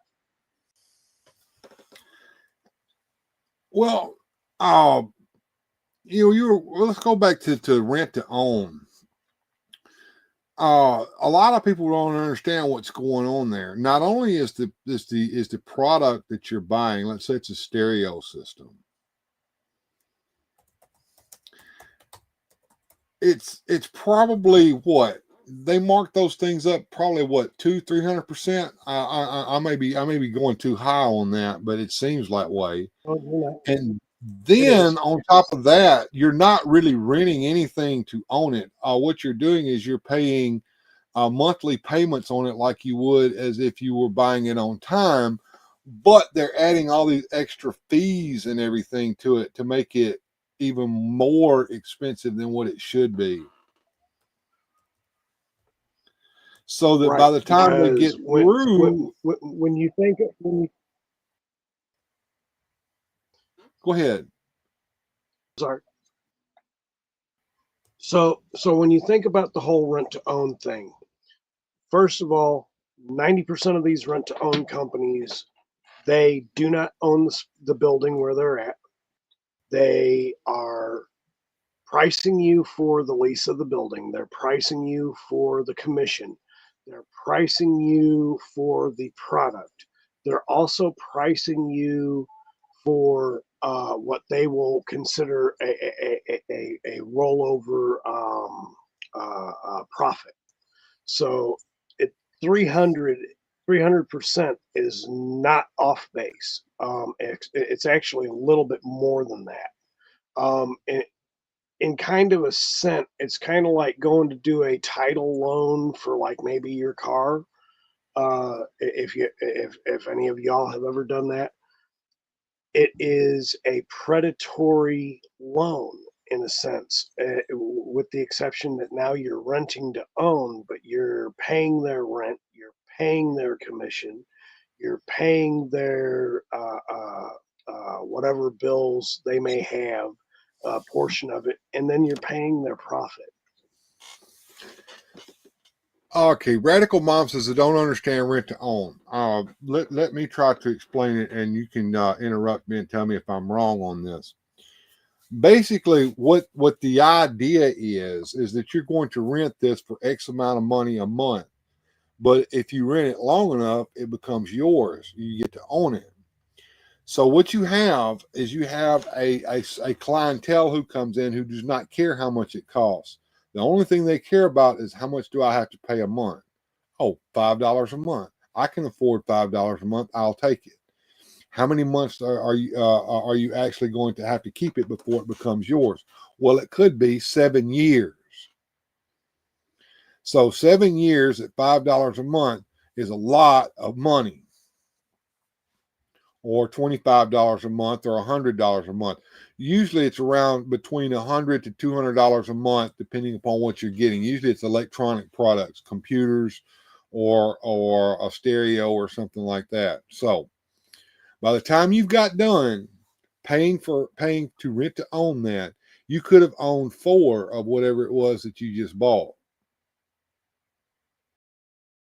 Because by the time they get through screwing you over, they've made a lot of money off of you. And say it was a computer. At this point, your computer's obsolete because you've had it so long, it's probably broken, not going to work anymore. And so what they will do is they will say, okay, we'll roll over what you've got over onto this one here, and then we'll sell you a brand new one so you can have a brand new one, and you start all over again, and you have a brand new machine. And then they make even more money off of you. It's a predatory practice. And yes, most people don't realize what they're getting into when they do that. Have I hit on just about everything that is pertinent on that there, John? Absolutely. That's exactly that. Well, the all in a little nutshell. Well, the big brother of that is the storefront loan company or the title loan place. Those places will take you to the cleaners, and they know what they're doing. You go in there and say you need $3,000. Oh yeah, we can set you up here. Let's run your credit real quick. Yeah, even if you got bad credit, we can set you up with a $3,000 loan. How long you want to finance that out for? 4 or 5 years? We can do that. You won't have to pay very much a month at all. And of course, the interest rate's probably going to be 30%, but they don't tell you that because that, hey, don't worry about what's in the paperwork here. Just sign it right here on the dotted line. Now, they've got you hooked at this point. Now, they already know that you're one of these people who doesn't have a whole lot of money, or you wouldn't have been in there in the first place. So here they come. They know that you're going to miss that payment. Call you on the phone. Hey, John, I see where you've missed a payment this month. Are you having trouble making your loan? Let me help you out. I'm your friend. What I'm going to do here is I'm going to set the paperwork up for you. You come on over here when you can, and we'll refinance that loan for you so we can get that payment a little bit lower for you. Hey, I can even get you a little money to put in your pocket. Now your 4-year loan is turned into an 8-year loan, and you're in for it for even more money, and you'll never pay it off ever. No.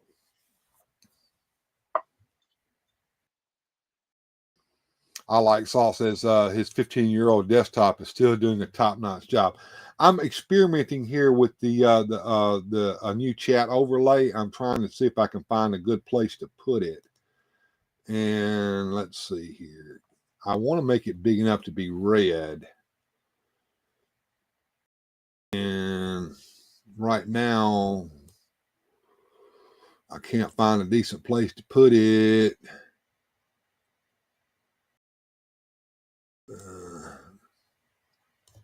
I don't know if you guys can see that below me or not. Y'all let me know. And if it's too small or too big. My show is meant to be watched on a television, not a phone. So I can understand if you can't really see that chat. But there we go. That brings the chat up on the screen. So you guys can see what other people are saying as you're watching the show without having to keep your eyes glued on the chat. Said Mary Outwall, the radical mom, says, I never went to those places, but I know someone who did. And I bet that someone had their shirt took from them by it. But yeah, it's a predatory practice. It certainly is. It's a bad predatory practice. And I think that they're designed to prey upon the weakest members of society as far as money and position is concerned. I agree. Um, you know, it's if you really think about these types of companies, they are really more or less you you won't find these types of companies in like if there still is a such thing as the middle class type communities. Definitely ain't going to find them in the communities into which they are knowing that they have money. But the further down the scale in the community setting, almost impoverished to below poverty level, you'll find them everywhere. And see, I got into a big argument with a coworker about that one time because I went on a rant about these places, and I said exactly what you just said. I said you don't find these places in let's just take Memphis for example. You may not be familiar with Memphis, but when I say Germantown, that's where the rich folks are. You don't find a storefront loan place doing title loans in Germantown. Now, you go to Whitehaven, on the other hand, they're everywhere. They're all up and down the road. Every shopping center, old broke down shopping center that's been there since 1975, has got one in it. And got somebody out there with a sign in their hand, juggling the sign. You know, if you need money, come on in. You know, that's where they're located at. They're not over there where the rich folks are. They're over there where the poor folks are, taking advantage of them. And they will tell you they're not taking advantage of them, that they're doing them a service. Not doing any service to anybody except taking their money away from them, what little that they got to feed their family with, and making them think they're doing them a favor. That's the thing about it is they trick these people into thinking that they're doing something for them when they're not.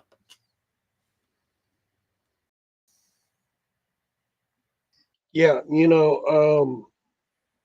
these types of places, I don't know. I don't know how they are even allowed to be in existence. Well, see, They, there are usury laws that tell them that they can't charge with this certain amount of interest rate, but they get around that with these fees because that's right. not the interest rate. But if you, as a smart individual, calculate all that stuff up, you find out that your 25% interest rate is actually more like 30 to 40 or getting close to 50% interest rate. And Right. don't miss a payment.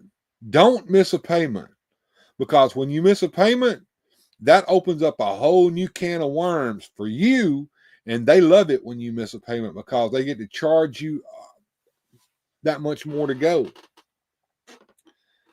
And Blue Sasquatch is singing, "Wake me up before you go." All right, well, sound like he's listening to some music over there. But yeah, that's the kind of crap that happen. And the credit cards are the same way. So you get a letter. You get a letter in the mail. It says you're pre-approved for such and such credit card at a 0% interest rate, and you also get to roll over any credit card debt that you've got on your other card onto it. Don't do it. But what they don't tell you is that 0% interest rate only lasts for a short period of time, and once it's over with, you're going to be charged 30% interest rate, 25% interest rate. And don't be late. Don't miss a payment, because if you miss a payment, it's no longer what the going interest rate is. It's what they want your interest rate to be at that point. Yep. That's exactly what it is. That's. I'm actually quite surprised. If I remember correctly, the very first time I bought a car, I had went to not one of your normal car lots like Chevy or whatnot, whatever. I went to like a third party, and their ideas of doing financing are based off the same principles. You talking about Let's do a whole. The corner lot down there with a little bitty building and 4 or 5 cars sitting out in front of it. Oh yeah, they're ready for you. Yeah. Don't worry. Good credit, bad credit, no credit, slow credit. We don't care. Come right on in. We got the car for you. Our job is to get you rolling, and we're going to do it right now. And they do the same predatory practices. As a matter of fact, they hope that you miss a payment, because if you miss a payment, their tow truck that's out there in the back is going to come get your car and bring it back and put it back on their lot, and they're going to sell it to somebody else and do them in too. And all that money that you just paid for that car, that's theirs now. That's free money for them, Right. and you're out. Right. Yeah, it's and unfortunately that happened to me a couple of times, but I lived and I learned, and being young and stupid, and Well, it's at the end of the day, you've got to educate yourself.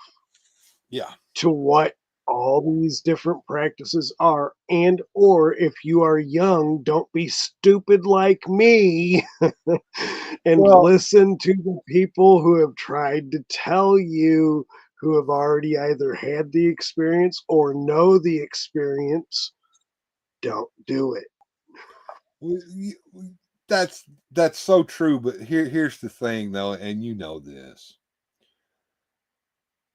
The reason that we're in the position that we're in to know all of these things is because our dumbasses went out and fell for all of this shit that we've been talking about at some point or another in our lives, in our 50 plus odd years of existence on the space of this earth. Yes. And all the people that should be listening to this are not. And if they are hearing this, they're not paying any attention to what we're saying, or they don't give a shit what we're saying, and they're going to go do it themselves. And then when they get to be our age, they're going to be right where we are. I think it's called the circle of life.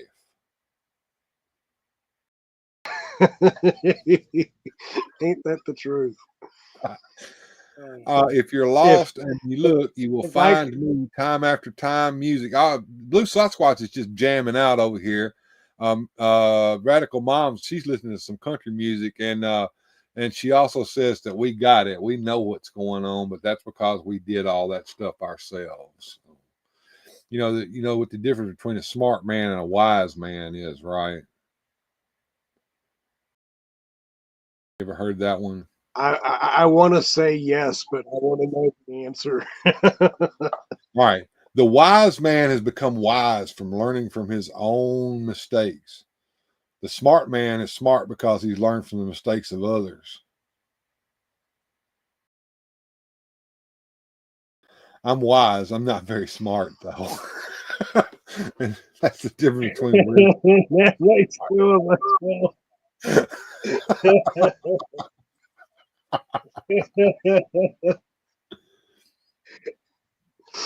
Oh man, yeah.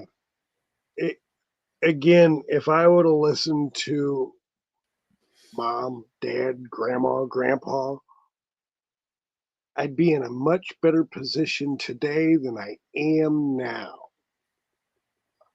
Oh yeah. Well, the problem is, depending upon what where you are on the timeline. Okay, when you're at our position, kids are stupid. But when you're on the other end of the timeline, the kids are looking at the dust. The old fogey stogie up there, old dinosaurs need to get out of our way. They don't know what they're talking about. That was me. Yeah, it goes back to what Winston Churchill said. Churchill said that if a man of 30 is not a conservative, he has no brain. Here you go. If a man of 20 is not a liberal, he has no heart. If by 30 he's not a conservative, he has no brain.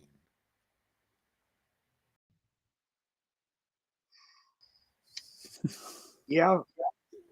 Well, let's see. I think it took me to about 40. So Yeah.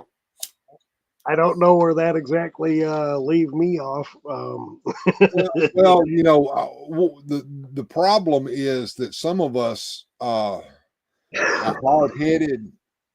I know I am, Yeah. and once we get on a path where we're determined that we're going to take it to its bitter end, instead of stopping for a moment, taking a breath, and seeing that there are different ways to achieve your goal. And sometimes it takes us a little bit longer to come to the point to where we say, okay, this path is leading me to destruction. And no matter what I do, it's going to go in the same place. I need to take a different road. And that's a hard thing. It's a hard pill to swallow, to say, wait a minute, I'm wrong here. I need to stop and yes, sir. I need to stop and figure out what's going on here. Um, uh, Radical Mom says that I'm a very wise saying. Thank you, Radical Mom. Yeah, I'm full of wisdom, but I'm not full of a lot of smarts. I can tell you that now. That wisdom comes from doing the stupid Shortly. stuff, finding out that it don't work that way. I don't know how much longer we're going to stay on. I don't even know how long we've been on. Let's look over here and see if the control room tells us we're on the air, but it didn't say how long we've been on the air. We've been doing this for a while. Let me look at the.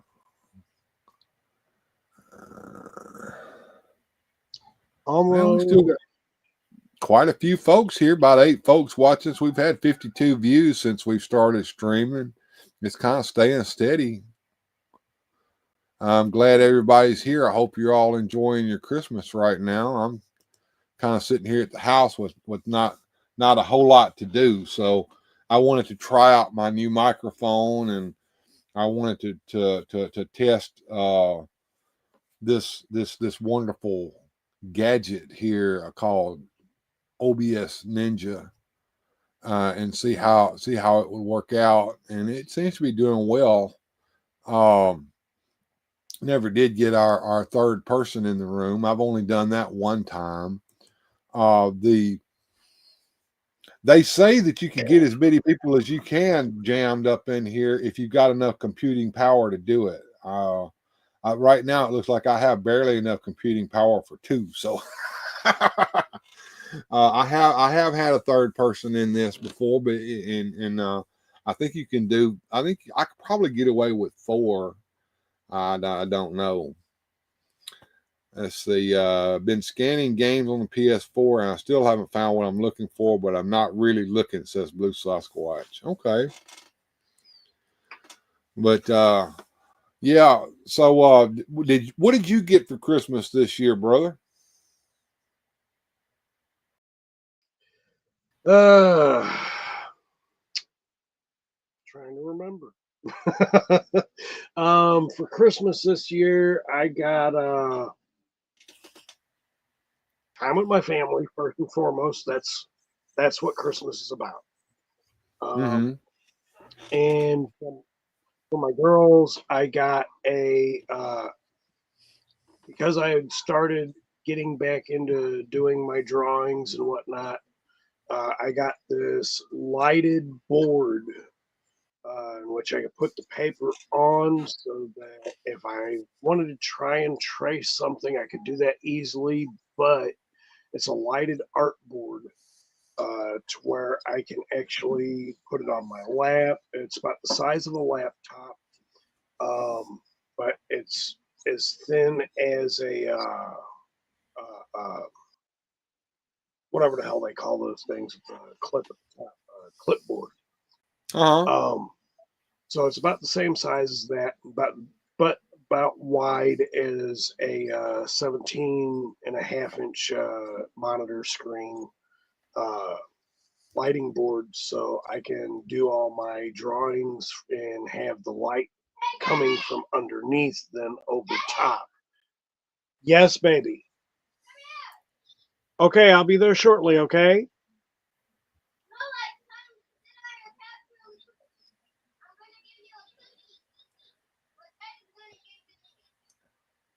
You want John's got small children there in his home, and it looks like that they're in an argument, and he may have to go and referee this. no, my youngest is trying to give me a Christmas cookie. Oh,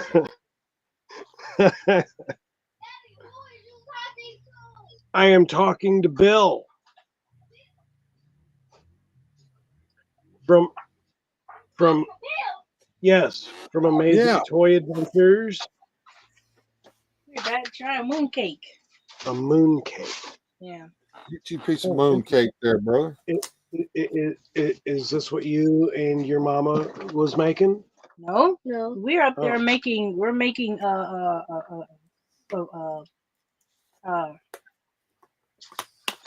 over and say hi. Say Merry Christmas. Merry Christmas. Merry Christmas.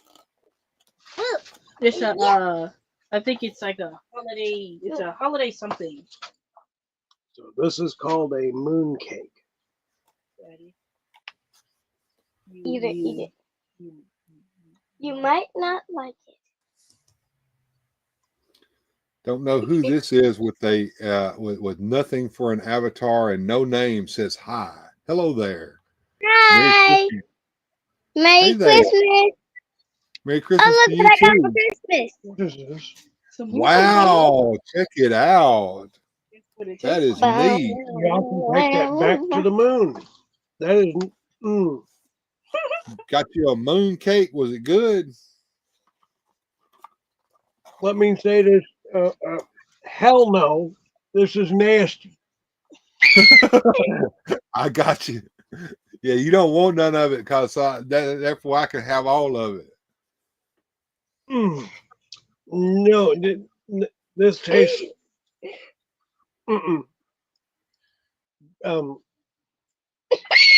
I'll hide this down here so I can get rid of it indiscreetly.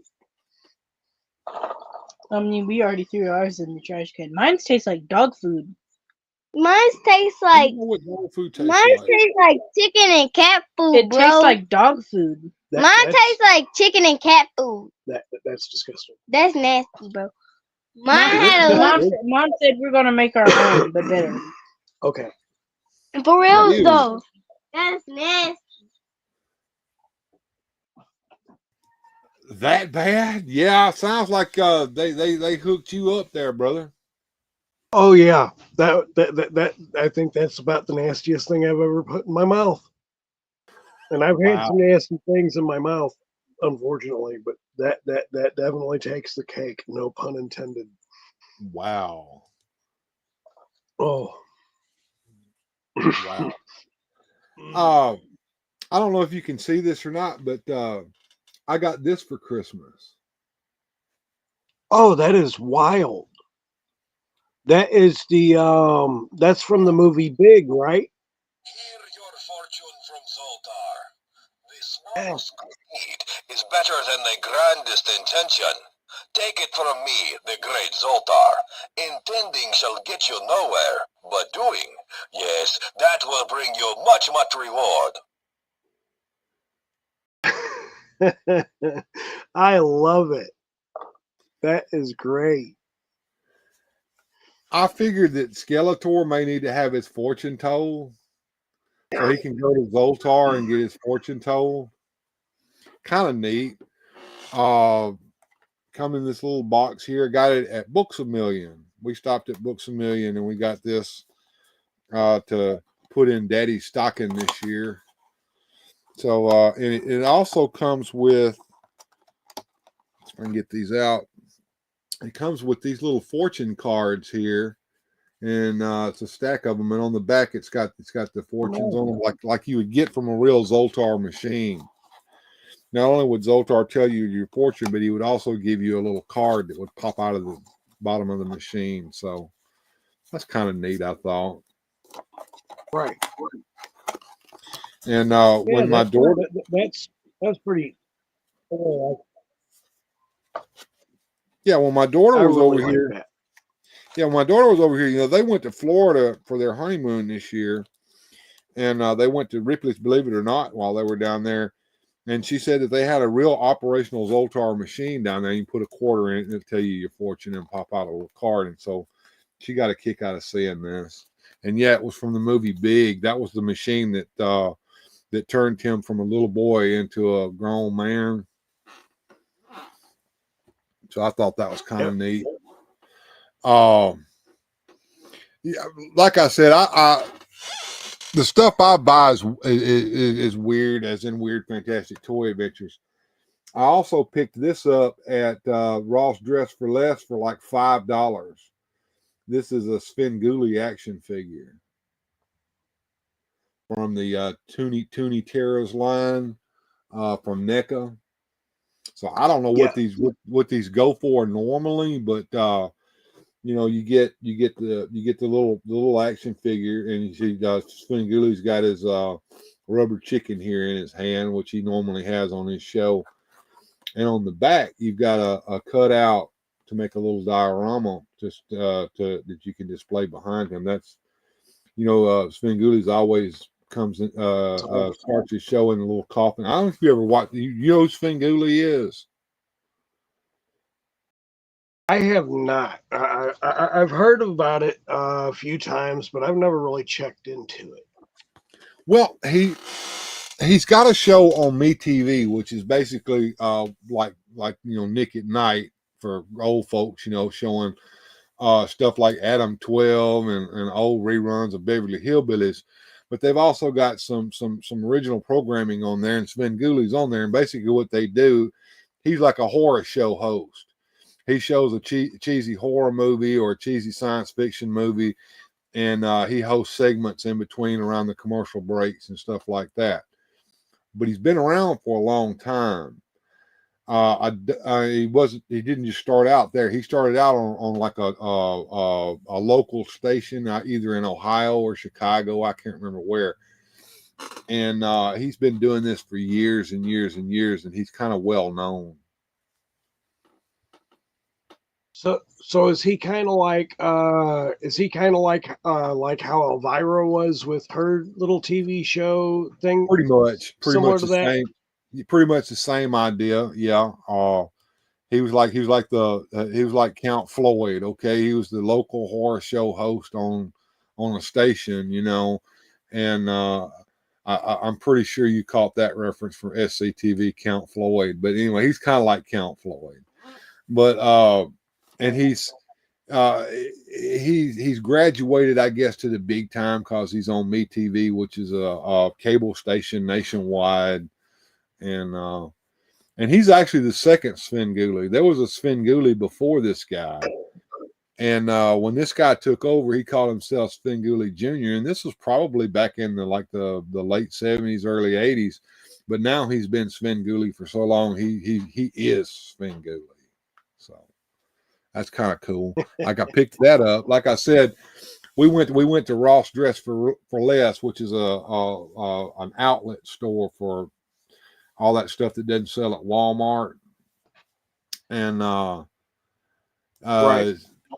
Shaitan's Hammer says Tiny Toons of Terror are neat, but they need more joints. I don't think that they're meant to be as played with as much as displayed on somebody's display shelf. It's that kind of a toy. But I thought it was cool. And then we went to Target. That's how I feel about NECA in particular. Go ahead. Yeah, NECA. I kind of feel that way about anything. It's a quality toy, but I don't think NECA is really meant to be played with. No. They're fragile. They can be. This is Flash Gordon. Nice. It's great, and he's got like extra head. He's got a sword and a scabbard and a gun, and he's also got, you can't see it over here on the side here, he's got a flash effect, so it looks like you can put that into his pistol, and it looks like the laser beams coming out. But okay. I've got another one like this. It's on a retro card that looks like those old Flash Gordon figures that Mattel did back when the cartoon show was out. It's the same book. it's just this one here's got a little more detail in the paint job, and it's been washed with a black wash, it looks like. But this one's from the original Superheroes line. These have been out a while, and I picked that up, and I got this, and I'm not one to buy Masterverse. This is only the second Masterverse figure that I have in my collection, and everybody's been getting them, so I got one, and I probably won't even take him out of his box. What I'm probably going to do is when I reach 1,000 subscribers, I'm going to do a 1,000 subscriber giveaway, and we're going to give this bad boy away on the channel. This is Slush Head from the Very awesome figure. I like that. I really like that figure. You know, I've seen Sir Clifton. Sir Clifton showed his off first, and then Joneser showed his off that he picked up. Me and Joneser both got it for the same reason. We went to Target, and this thing was on clearance. And I don't know what they normally go for, but I think I paid $9 for this. $10, $9.99. Oh, that is beautiful. That is beautiful. That is beautiful. I got this from Brick something. Oh, wow. That is beautiful. Shaitan's Hammer said that NECAs are like glass. Well, more like chalk. It's like the plastic is actually chalk and not plastic, so it snaps apart and crumbles in your hand. Shaitan's Hammer says that he will be buying the Guildo Orcos two pack that they've come out with. I think Hebrew showed that one off on his channel here recently. Now, the other thing I picked up, and it's a shame that this line didn't last any longer than what it did, but I picked up Firestar from the small 3 3/4 inch Marvel Legend. I think I've got Spider-Man and Captain America around here somewhere. And once again, I'm probably never taking these out of their package. They just look too nice on package. And it's not something I would want to play with. It's only got 5 points of articulation, little bitty figures. But that's kind of the stuff that I went for this year. And I'll tell you something else I picked up. I'm a real sucker for miniatures. Whenever I see miniatures, especially miniatures that my action figures can use. Normally, these go for about $10 a ball at Walmart. At Ross Dress for Less, I got this for like $3.50, and I got 2 balls in the packet. And each one of these little mini brand balls has got, I don't know, about six different blind items in it. You don't know what you're going to get till you open it up and pull it out. And that'll be something for a future show where I'll open that up and we'll see what we got in there. Boba Hicks. Hey, what's going on, Boba Hicks? Good to see you, man. He says, Merry Christmas, folks. Good to see you, man. I got, for the longest time, my little featured chat thing wasn't working, but now it is. I'm glad it is. I'm working with new items because I told StreamYard to kiss my butt earlier today. I actually have unsubscribed from that. So if I do have to go over there and use it, I'm going to be using the free stuff on it, you know, with the StreamYard logo tagged in the corner and all that. But to me, this is so much better. I mean, look at how clear we both are and how smooth we are, and as opposed to StreamYard. And I can do all the stuff that StreamYard offers me. I just have to find a different way of putting it up on the screen. So, and what are your plans for the future there on your channel there, John? Well, let's see. My first thing is later on tonight I'll be dropping a top 10 figures list for 2023. Later on, probably tomorrow or the next day following, I'll be doing, as we all know, I've gotten nicely into Superstars, so I'll be doing Ultimate Warrior. He's my next. Mr. Perfect will be next after that. And then I'm going to switch it up again and probably open up some Joes that I haven't opened and switch it up again after I do a few of those and go back into some of my Masterverse and Origins that I haven't opened yet. That's pretty much where I'm at right now. Oh, and I'm still working on my stop motion video that I've been working on for like 2.5 months. Hasn't come to fruition yet because I'm not even close to being done. I know exactly what you're talking about on that. I've got 2 or 3 videos that I'm like not even a quarter of the way into, and it just takes time to get them done. The ideas are here, but getting that kind of stuff done takes a long time. And Gojitron says, Merry Christmas. Good to see you, Carl. I'm glad you showed up. Shaitan's Hammer saying that we sound and look good and the video is nice. Thank you. This is all OBS and OBS Ninja, or Video Ninja is what they call it now. But yes. Chat on the screen, that's Video Ninja. Having John in as a guest, Video Ninja. StreamYard. And Radical Mom says it sounds and looks a lot better. Yeah. And it's only going to get better because I've decided that all the monies that I'm getting now are going to go into the savings account for this channel towards a new computer. The laptop does a pretty good job with one-on-one with one person and just me, but I need something with a lot more computing power to be able to power this channel. And I'm looking at probably I don't know, $1,000. I think would get me a machine that would do everything I need it to do. I'm not going to game on it, so I don't have to get a Sir Clifton special $3,000 or better machine, and so I'm gonna be okay on that. What you looking for there on the screen there, John? I'm going to turn my brightness down on my computer.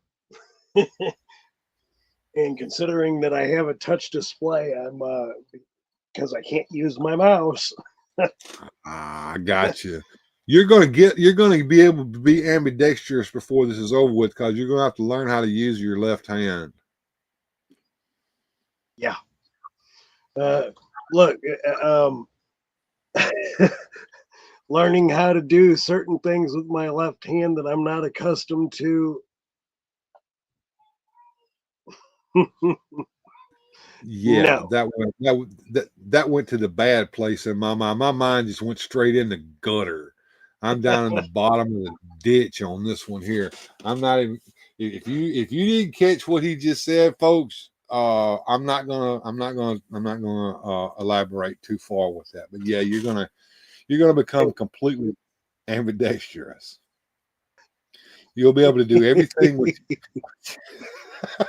You'll be able to do everything with your left hand that you've been doing with your right.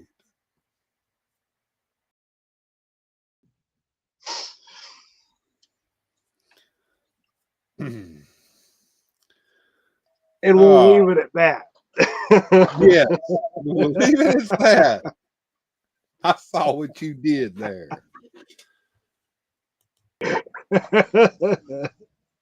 Signing to John Hancock comes to mind, says, I like salt. Yes.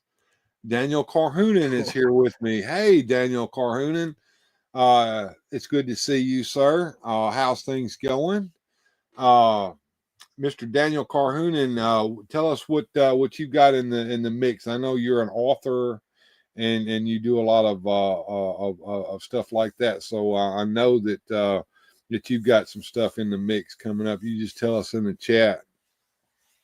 But it's good to see everybody today, and wish everybody a Merry Christmas. You guys who are just showing up are like, what are you doing on here, Bill? You said you weren't going to see us again until next year. Well, my family has abandoned me. I'm here at the house all alone, and so I decided to go and find my online friends and just live stream with my new microphone and test out different ways of running this show without having to rely upon third-party people like StreamYard.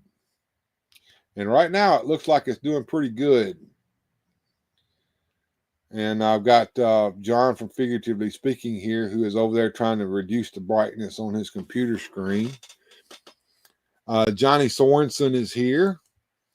Johnny's been doing a lot of work with AI lately. If you haven't been over there on his channel and seen some of the things that he's been doing with AI, it's amazing. He's been working with AI voices, making voices for like JR from wrestling. Now he's making JR speak in German, and it can also do dubbing apparently. So that's cool. That is neat. And Black Phoenix says, I rewound the video. You guys are nasty. No, you are. Your mind went there. Daniel Carsunin says, I'm working on my 4th graphic novel, which is going to take a while before it gets finished. Okay. Uh-oh, I'm losing you, John. There you're back now. Did you have to reboot or something? No, I accidentally touched the camera thing on here as I was muting. My lady is calling me. I did not know that we were supposed to be going to her mother and father's house for Christmas dinner. Okay. Yep, and then that's where you need to go. Yes, sir.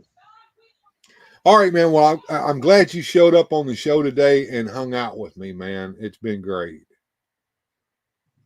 Oh, it's been a lot of fun, Bill. Thank you so much for having me. Sorry for the departure so quickly. I think we've been on for longer than you think, and I hope you enjoy yourself. Don't eat too much, but and save room for dessert so you can have some of that afterwards. Yes, sir. Absolutely. All right. Take care, man. We'll see you next time. All right. Merry Christmas, everybody. Bye-bye. All right. And he's going to take off for now, and we'll see him next time he comes to come on the show. Any of you guys that want to come on the show that know how to get in touch with me, man, I will send you the link to the Video Ninja, and we'll try it out with you guys. Let me see if I can pull up my featured chat on here. Johnny Sorensen says StreamYard stinks. That it do. And I Like Salt says family first, although this family is nice. Thank you. Yes, our little weird, fantastic family has been growing, and we're just working hard over here and trying to get this channel to be even better than what it is now. But we're just hanging in there, folks. Hanging in there. I'm gonna check my phone real quick while. Let's see. Jingle all the way, says Johnny Sorensen. If you guys haven't checked it out, the other night, Joneser and I had a late night show, and I read from the Little Big Book of Christmas, some Christmas stories. And I told you guys that I was going to cut that into a video and release it. Well, I released that today. So if you guys want to check that out, it's up there. Basically, it's just me and reading the stories that I used to read to my daughter on Christmas Eve night before she went to bed. So you guys can check that out if you want to on my channel. Appreciate that. It needs some views right now. It's got a few, but not a lot. And of course, my thought on that was to leave that up forever, so that, like, you know, my daughter can play that for my grandchild someday. See, what Goji trying to say here? He says toys from the new Godzilla vs. Kong movie are already showing up at Walmart, and I have another 4 days off from work. Hunt time. All right. Hey, Carlin, let me know. Would you like to try out the Video Ninja and see how that works, and come in and hang out for a few minutes here on the show? I will fire up the old Instagram on the computer here if you want to, and send you a link. Just let me know.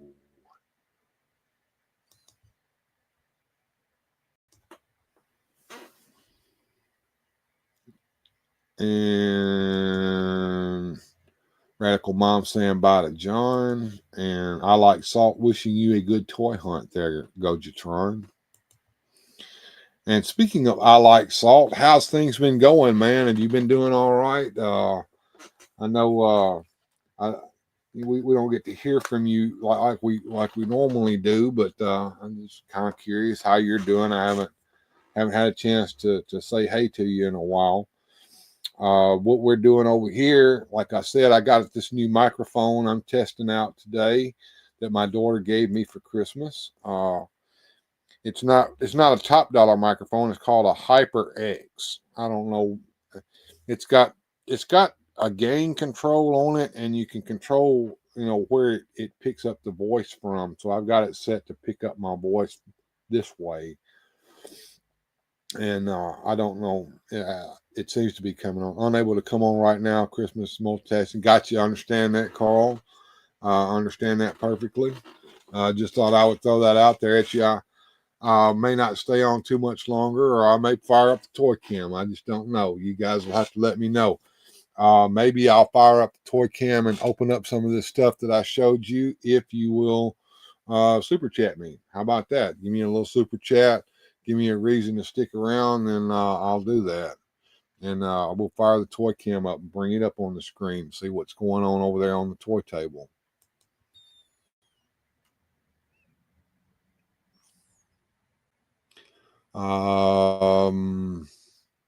Looking at something here on Instagram, there is a Krang, the alien brain, in a Megator android, coming out when the Turtles of Grayskull line. If you guys are any of you guys are interested in that, I'm probably not going to get into that, but it's there. I need to get off the Instagram. Instagram is a rabbit hole. Okay, bye-bye, Instagram. There we go. Instagram gone.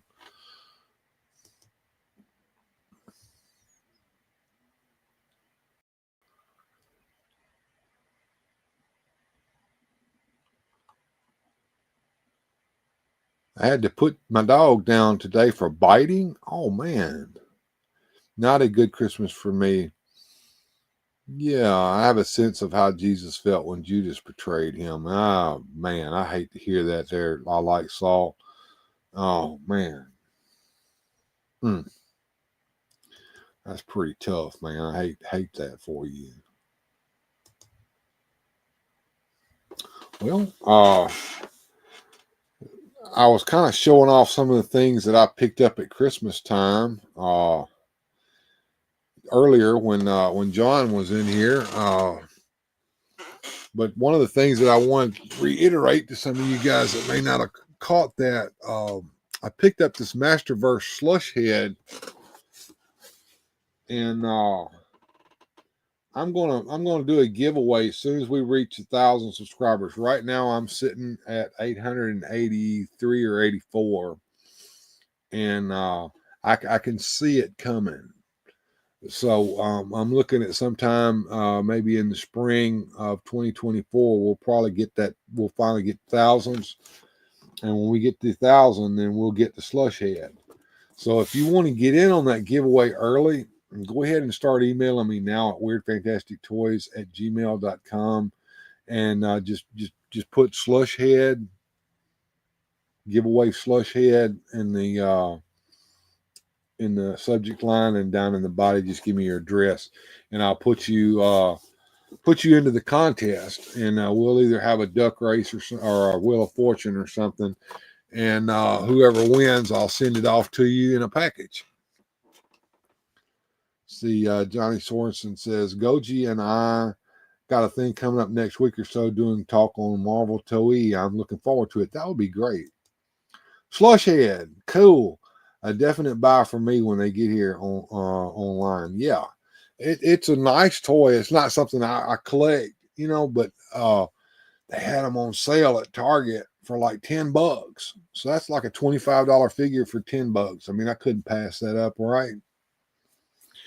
And at some point, I am going to have to kill this stream because I don't have any vehicle right now, so I'm going to have to get out the old shoes and hoof it down to the store so that I can get me something to eat and some cigarettes and all that kind of stuff.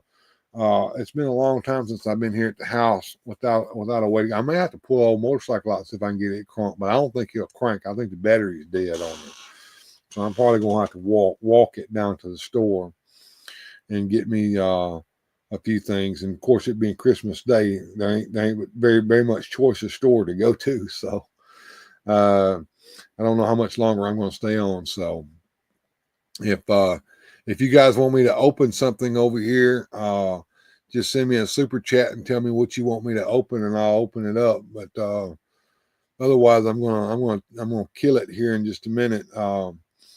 I think I saw what I wanted to see. My microphone working the way I want it to, and not having any issues. Being able to have a guest on the show. No StreamYard mess. So I'm happy as I can be with what I've got here. So to everyone who showed up today, thank you. Boba Hicks, Radical Mom, I Like Salt, Daniel Carhoonan, Johnny Sorensen, Black Phoenix 77. Coming on up, Gojitron was here. Shaitan's Hammer with me today. Radical Mom, Blue Sasquatch. Jacob from Cobweb Collector was here. Thank you for being here. OBS was here for a minute. Rolando Flores stopped by. Good to see you, Rolando. Coming on up, Miss Allison Troy from Retro Toy Princess showed up. So Sir Clifton from Returning in Ellipse came by. Honor You 83 came by and said hello. All Music Fan 88 came by and said hello. Toy Mama was here. Merry Christmas to all, she said. John and all the chat, and both Adam and I. We are both not feeling well, and both have hurt our backs. Well, I'm sorry to hear that, Toy Mama. I hope you get to feeling better. Moving on up the chat here, Mr. Poe came by. Merry Christmas, Bill. Merry Christmas, chat. A lot of folks showed up. Thanos Copter came in for a little bit today. Thank you for being here, Thanos Copter. So Jamie Sanders was here. Yeah. Mr. DJ Longhair, old friend of mine, has a channel. Came in, said he's going to be putting out some stuff at 7:20 Eastern Time or premiere. Check that out. So and even George Valentine came in. He was one of the first ones to track in the chat today. So thanks everybody for showing up. And Black Phoenix saying Merry Christmas to everybody, and so is Radical Mom. And I'm gonna call it a day here. Had a great time, guys. Glad you guys could show up and hang out with me. It's an unannounced thing. I really shouldn't be live streaming, but I did anyway because I didn't have anything else better to do at this afternoon. I've been in here cleaning up the room a little bit and bringing in some of the toys that I got for Christmas, and I wanted to test that microphone out, so that's why I was live streaming. But it's been a good day, and we're gonna go and head off to the store to get some sundries here. In the meantime, I want you guys to have a good journey, and we'll see you whenever I get back to doing what I do here on Weird Fantastic Toy Adventures.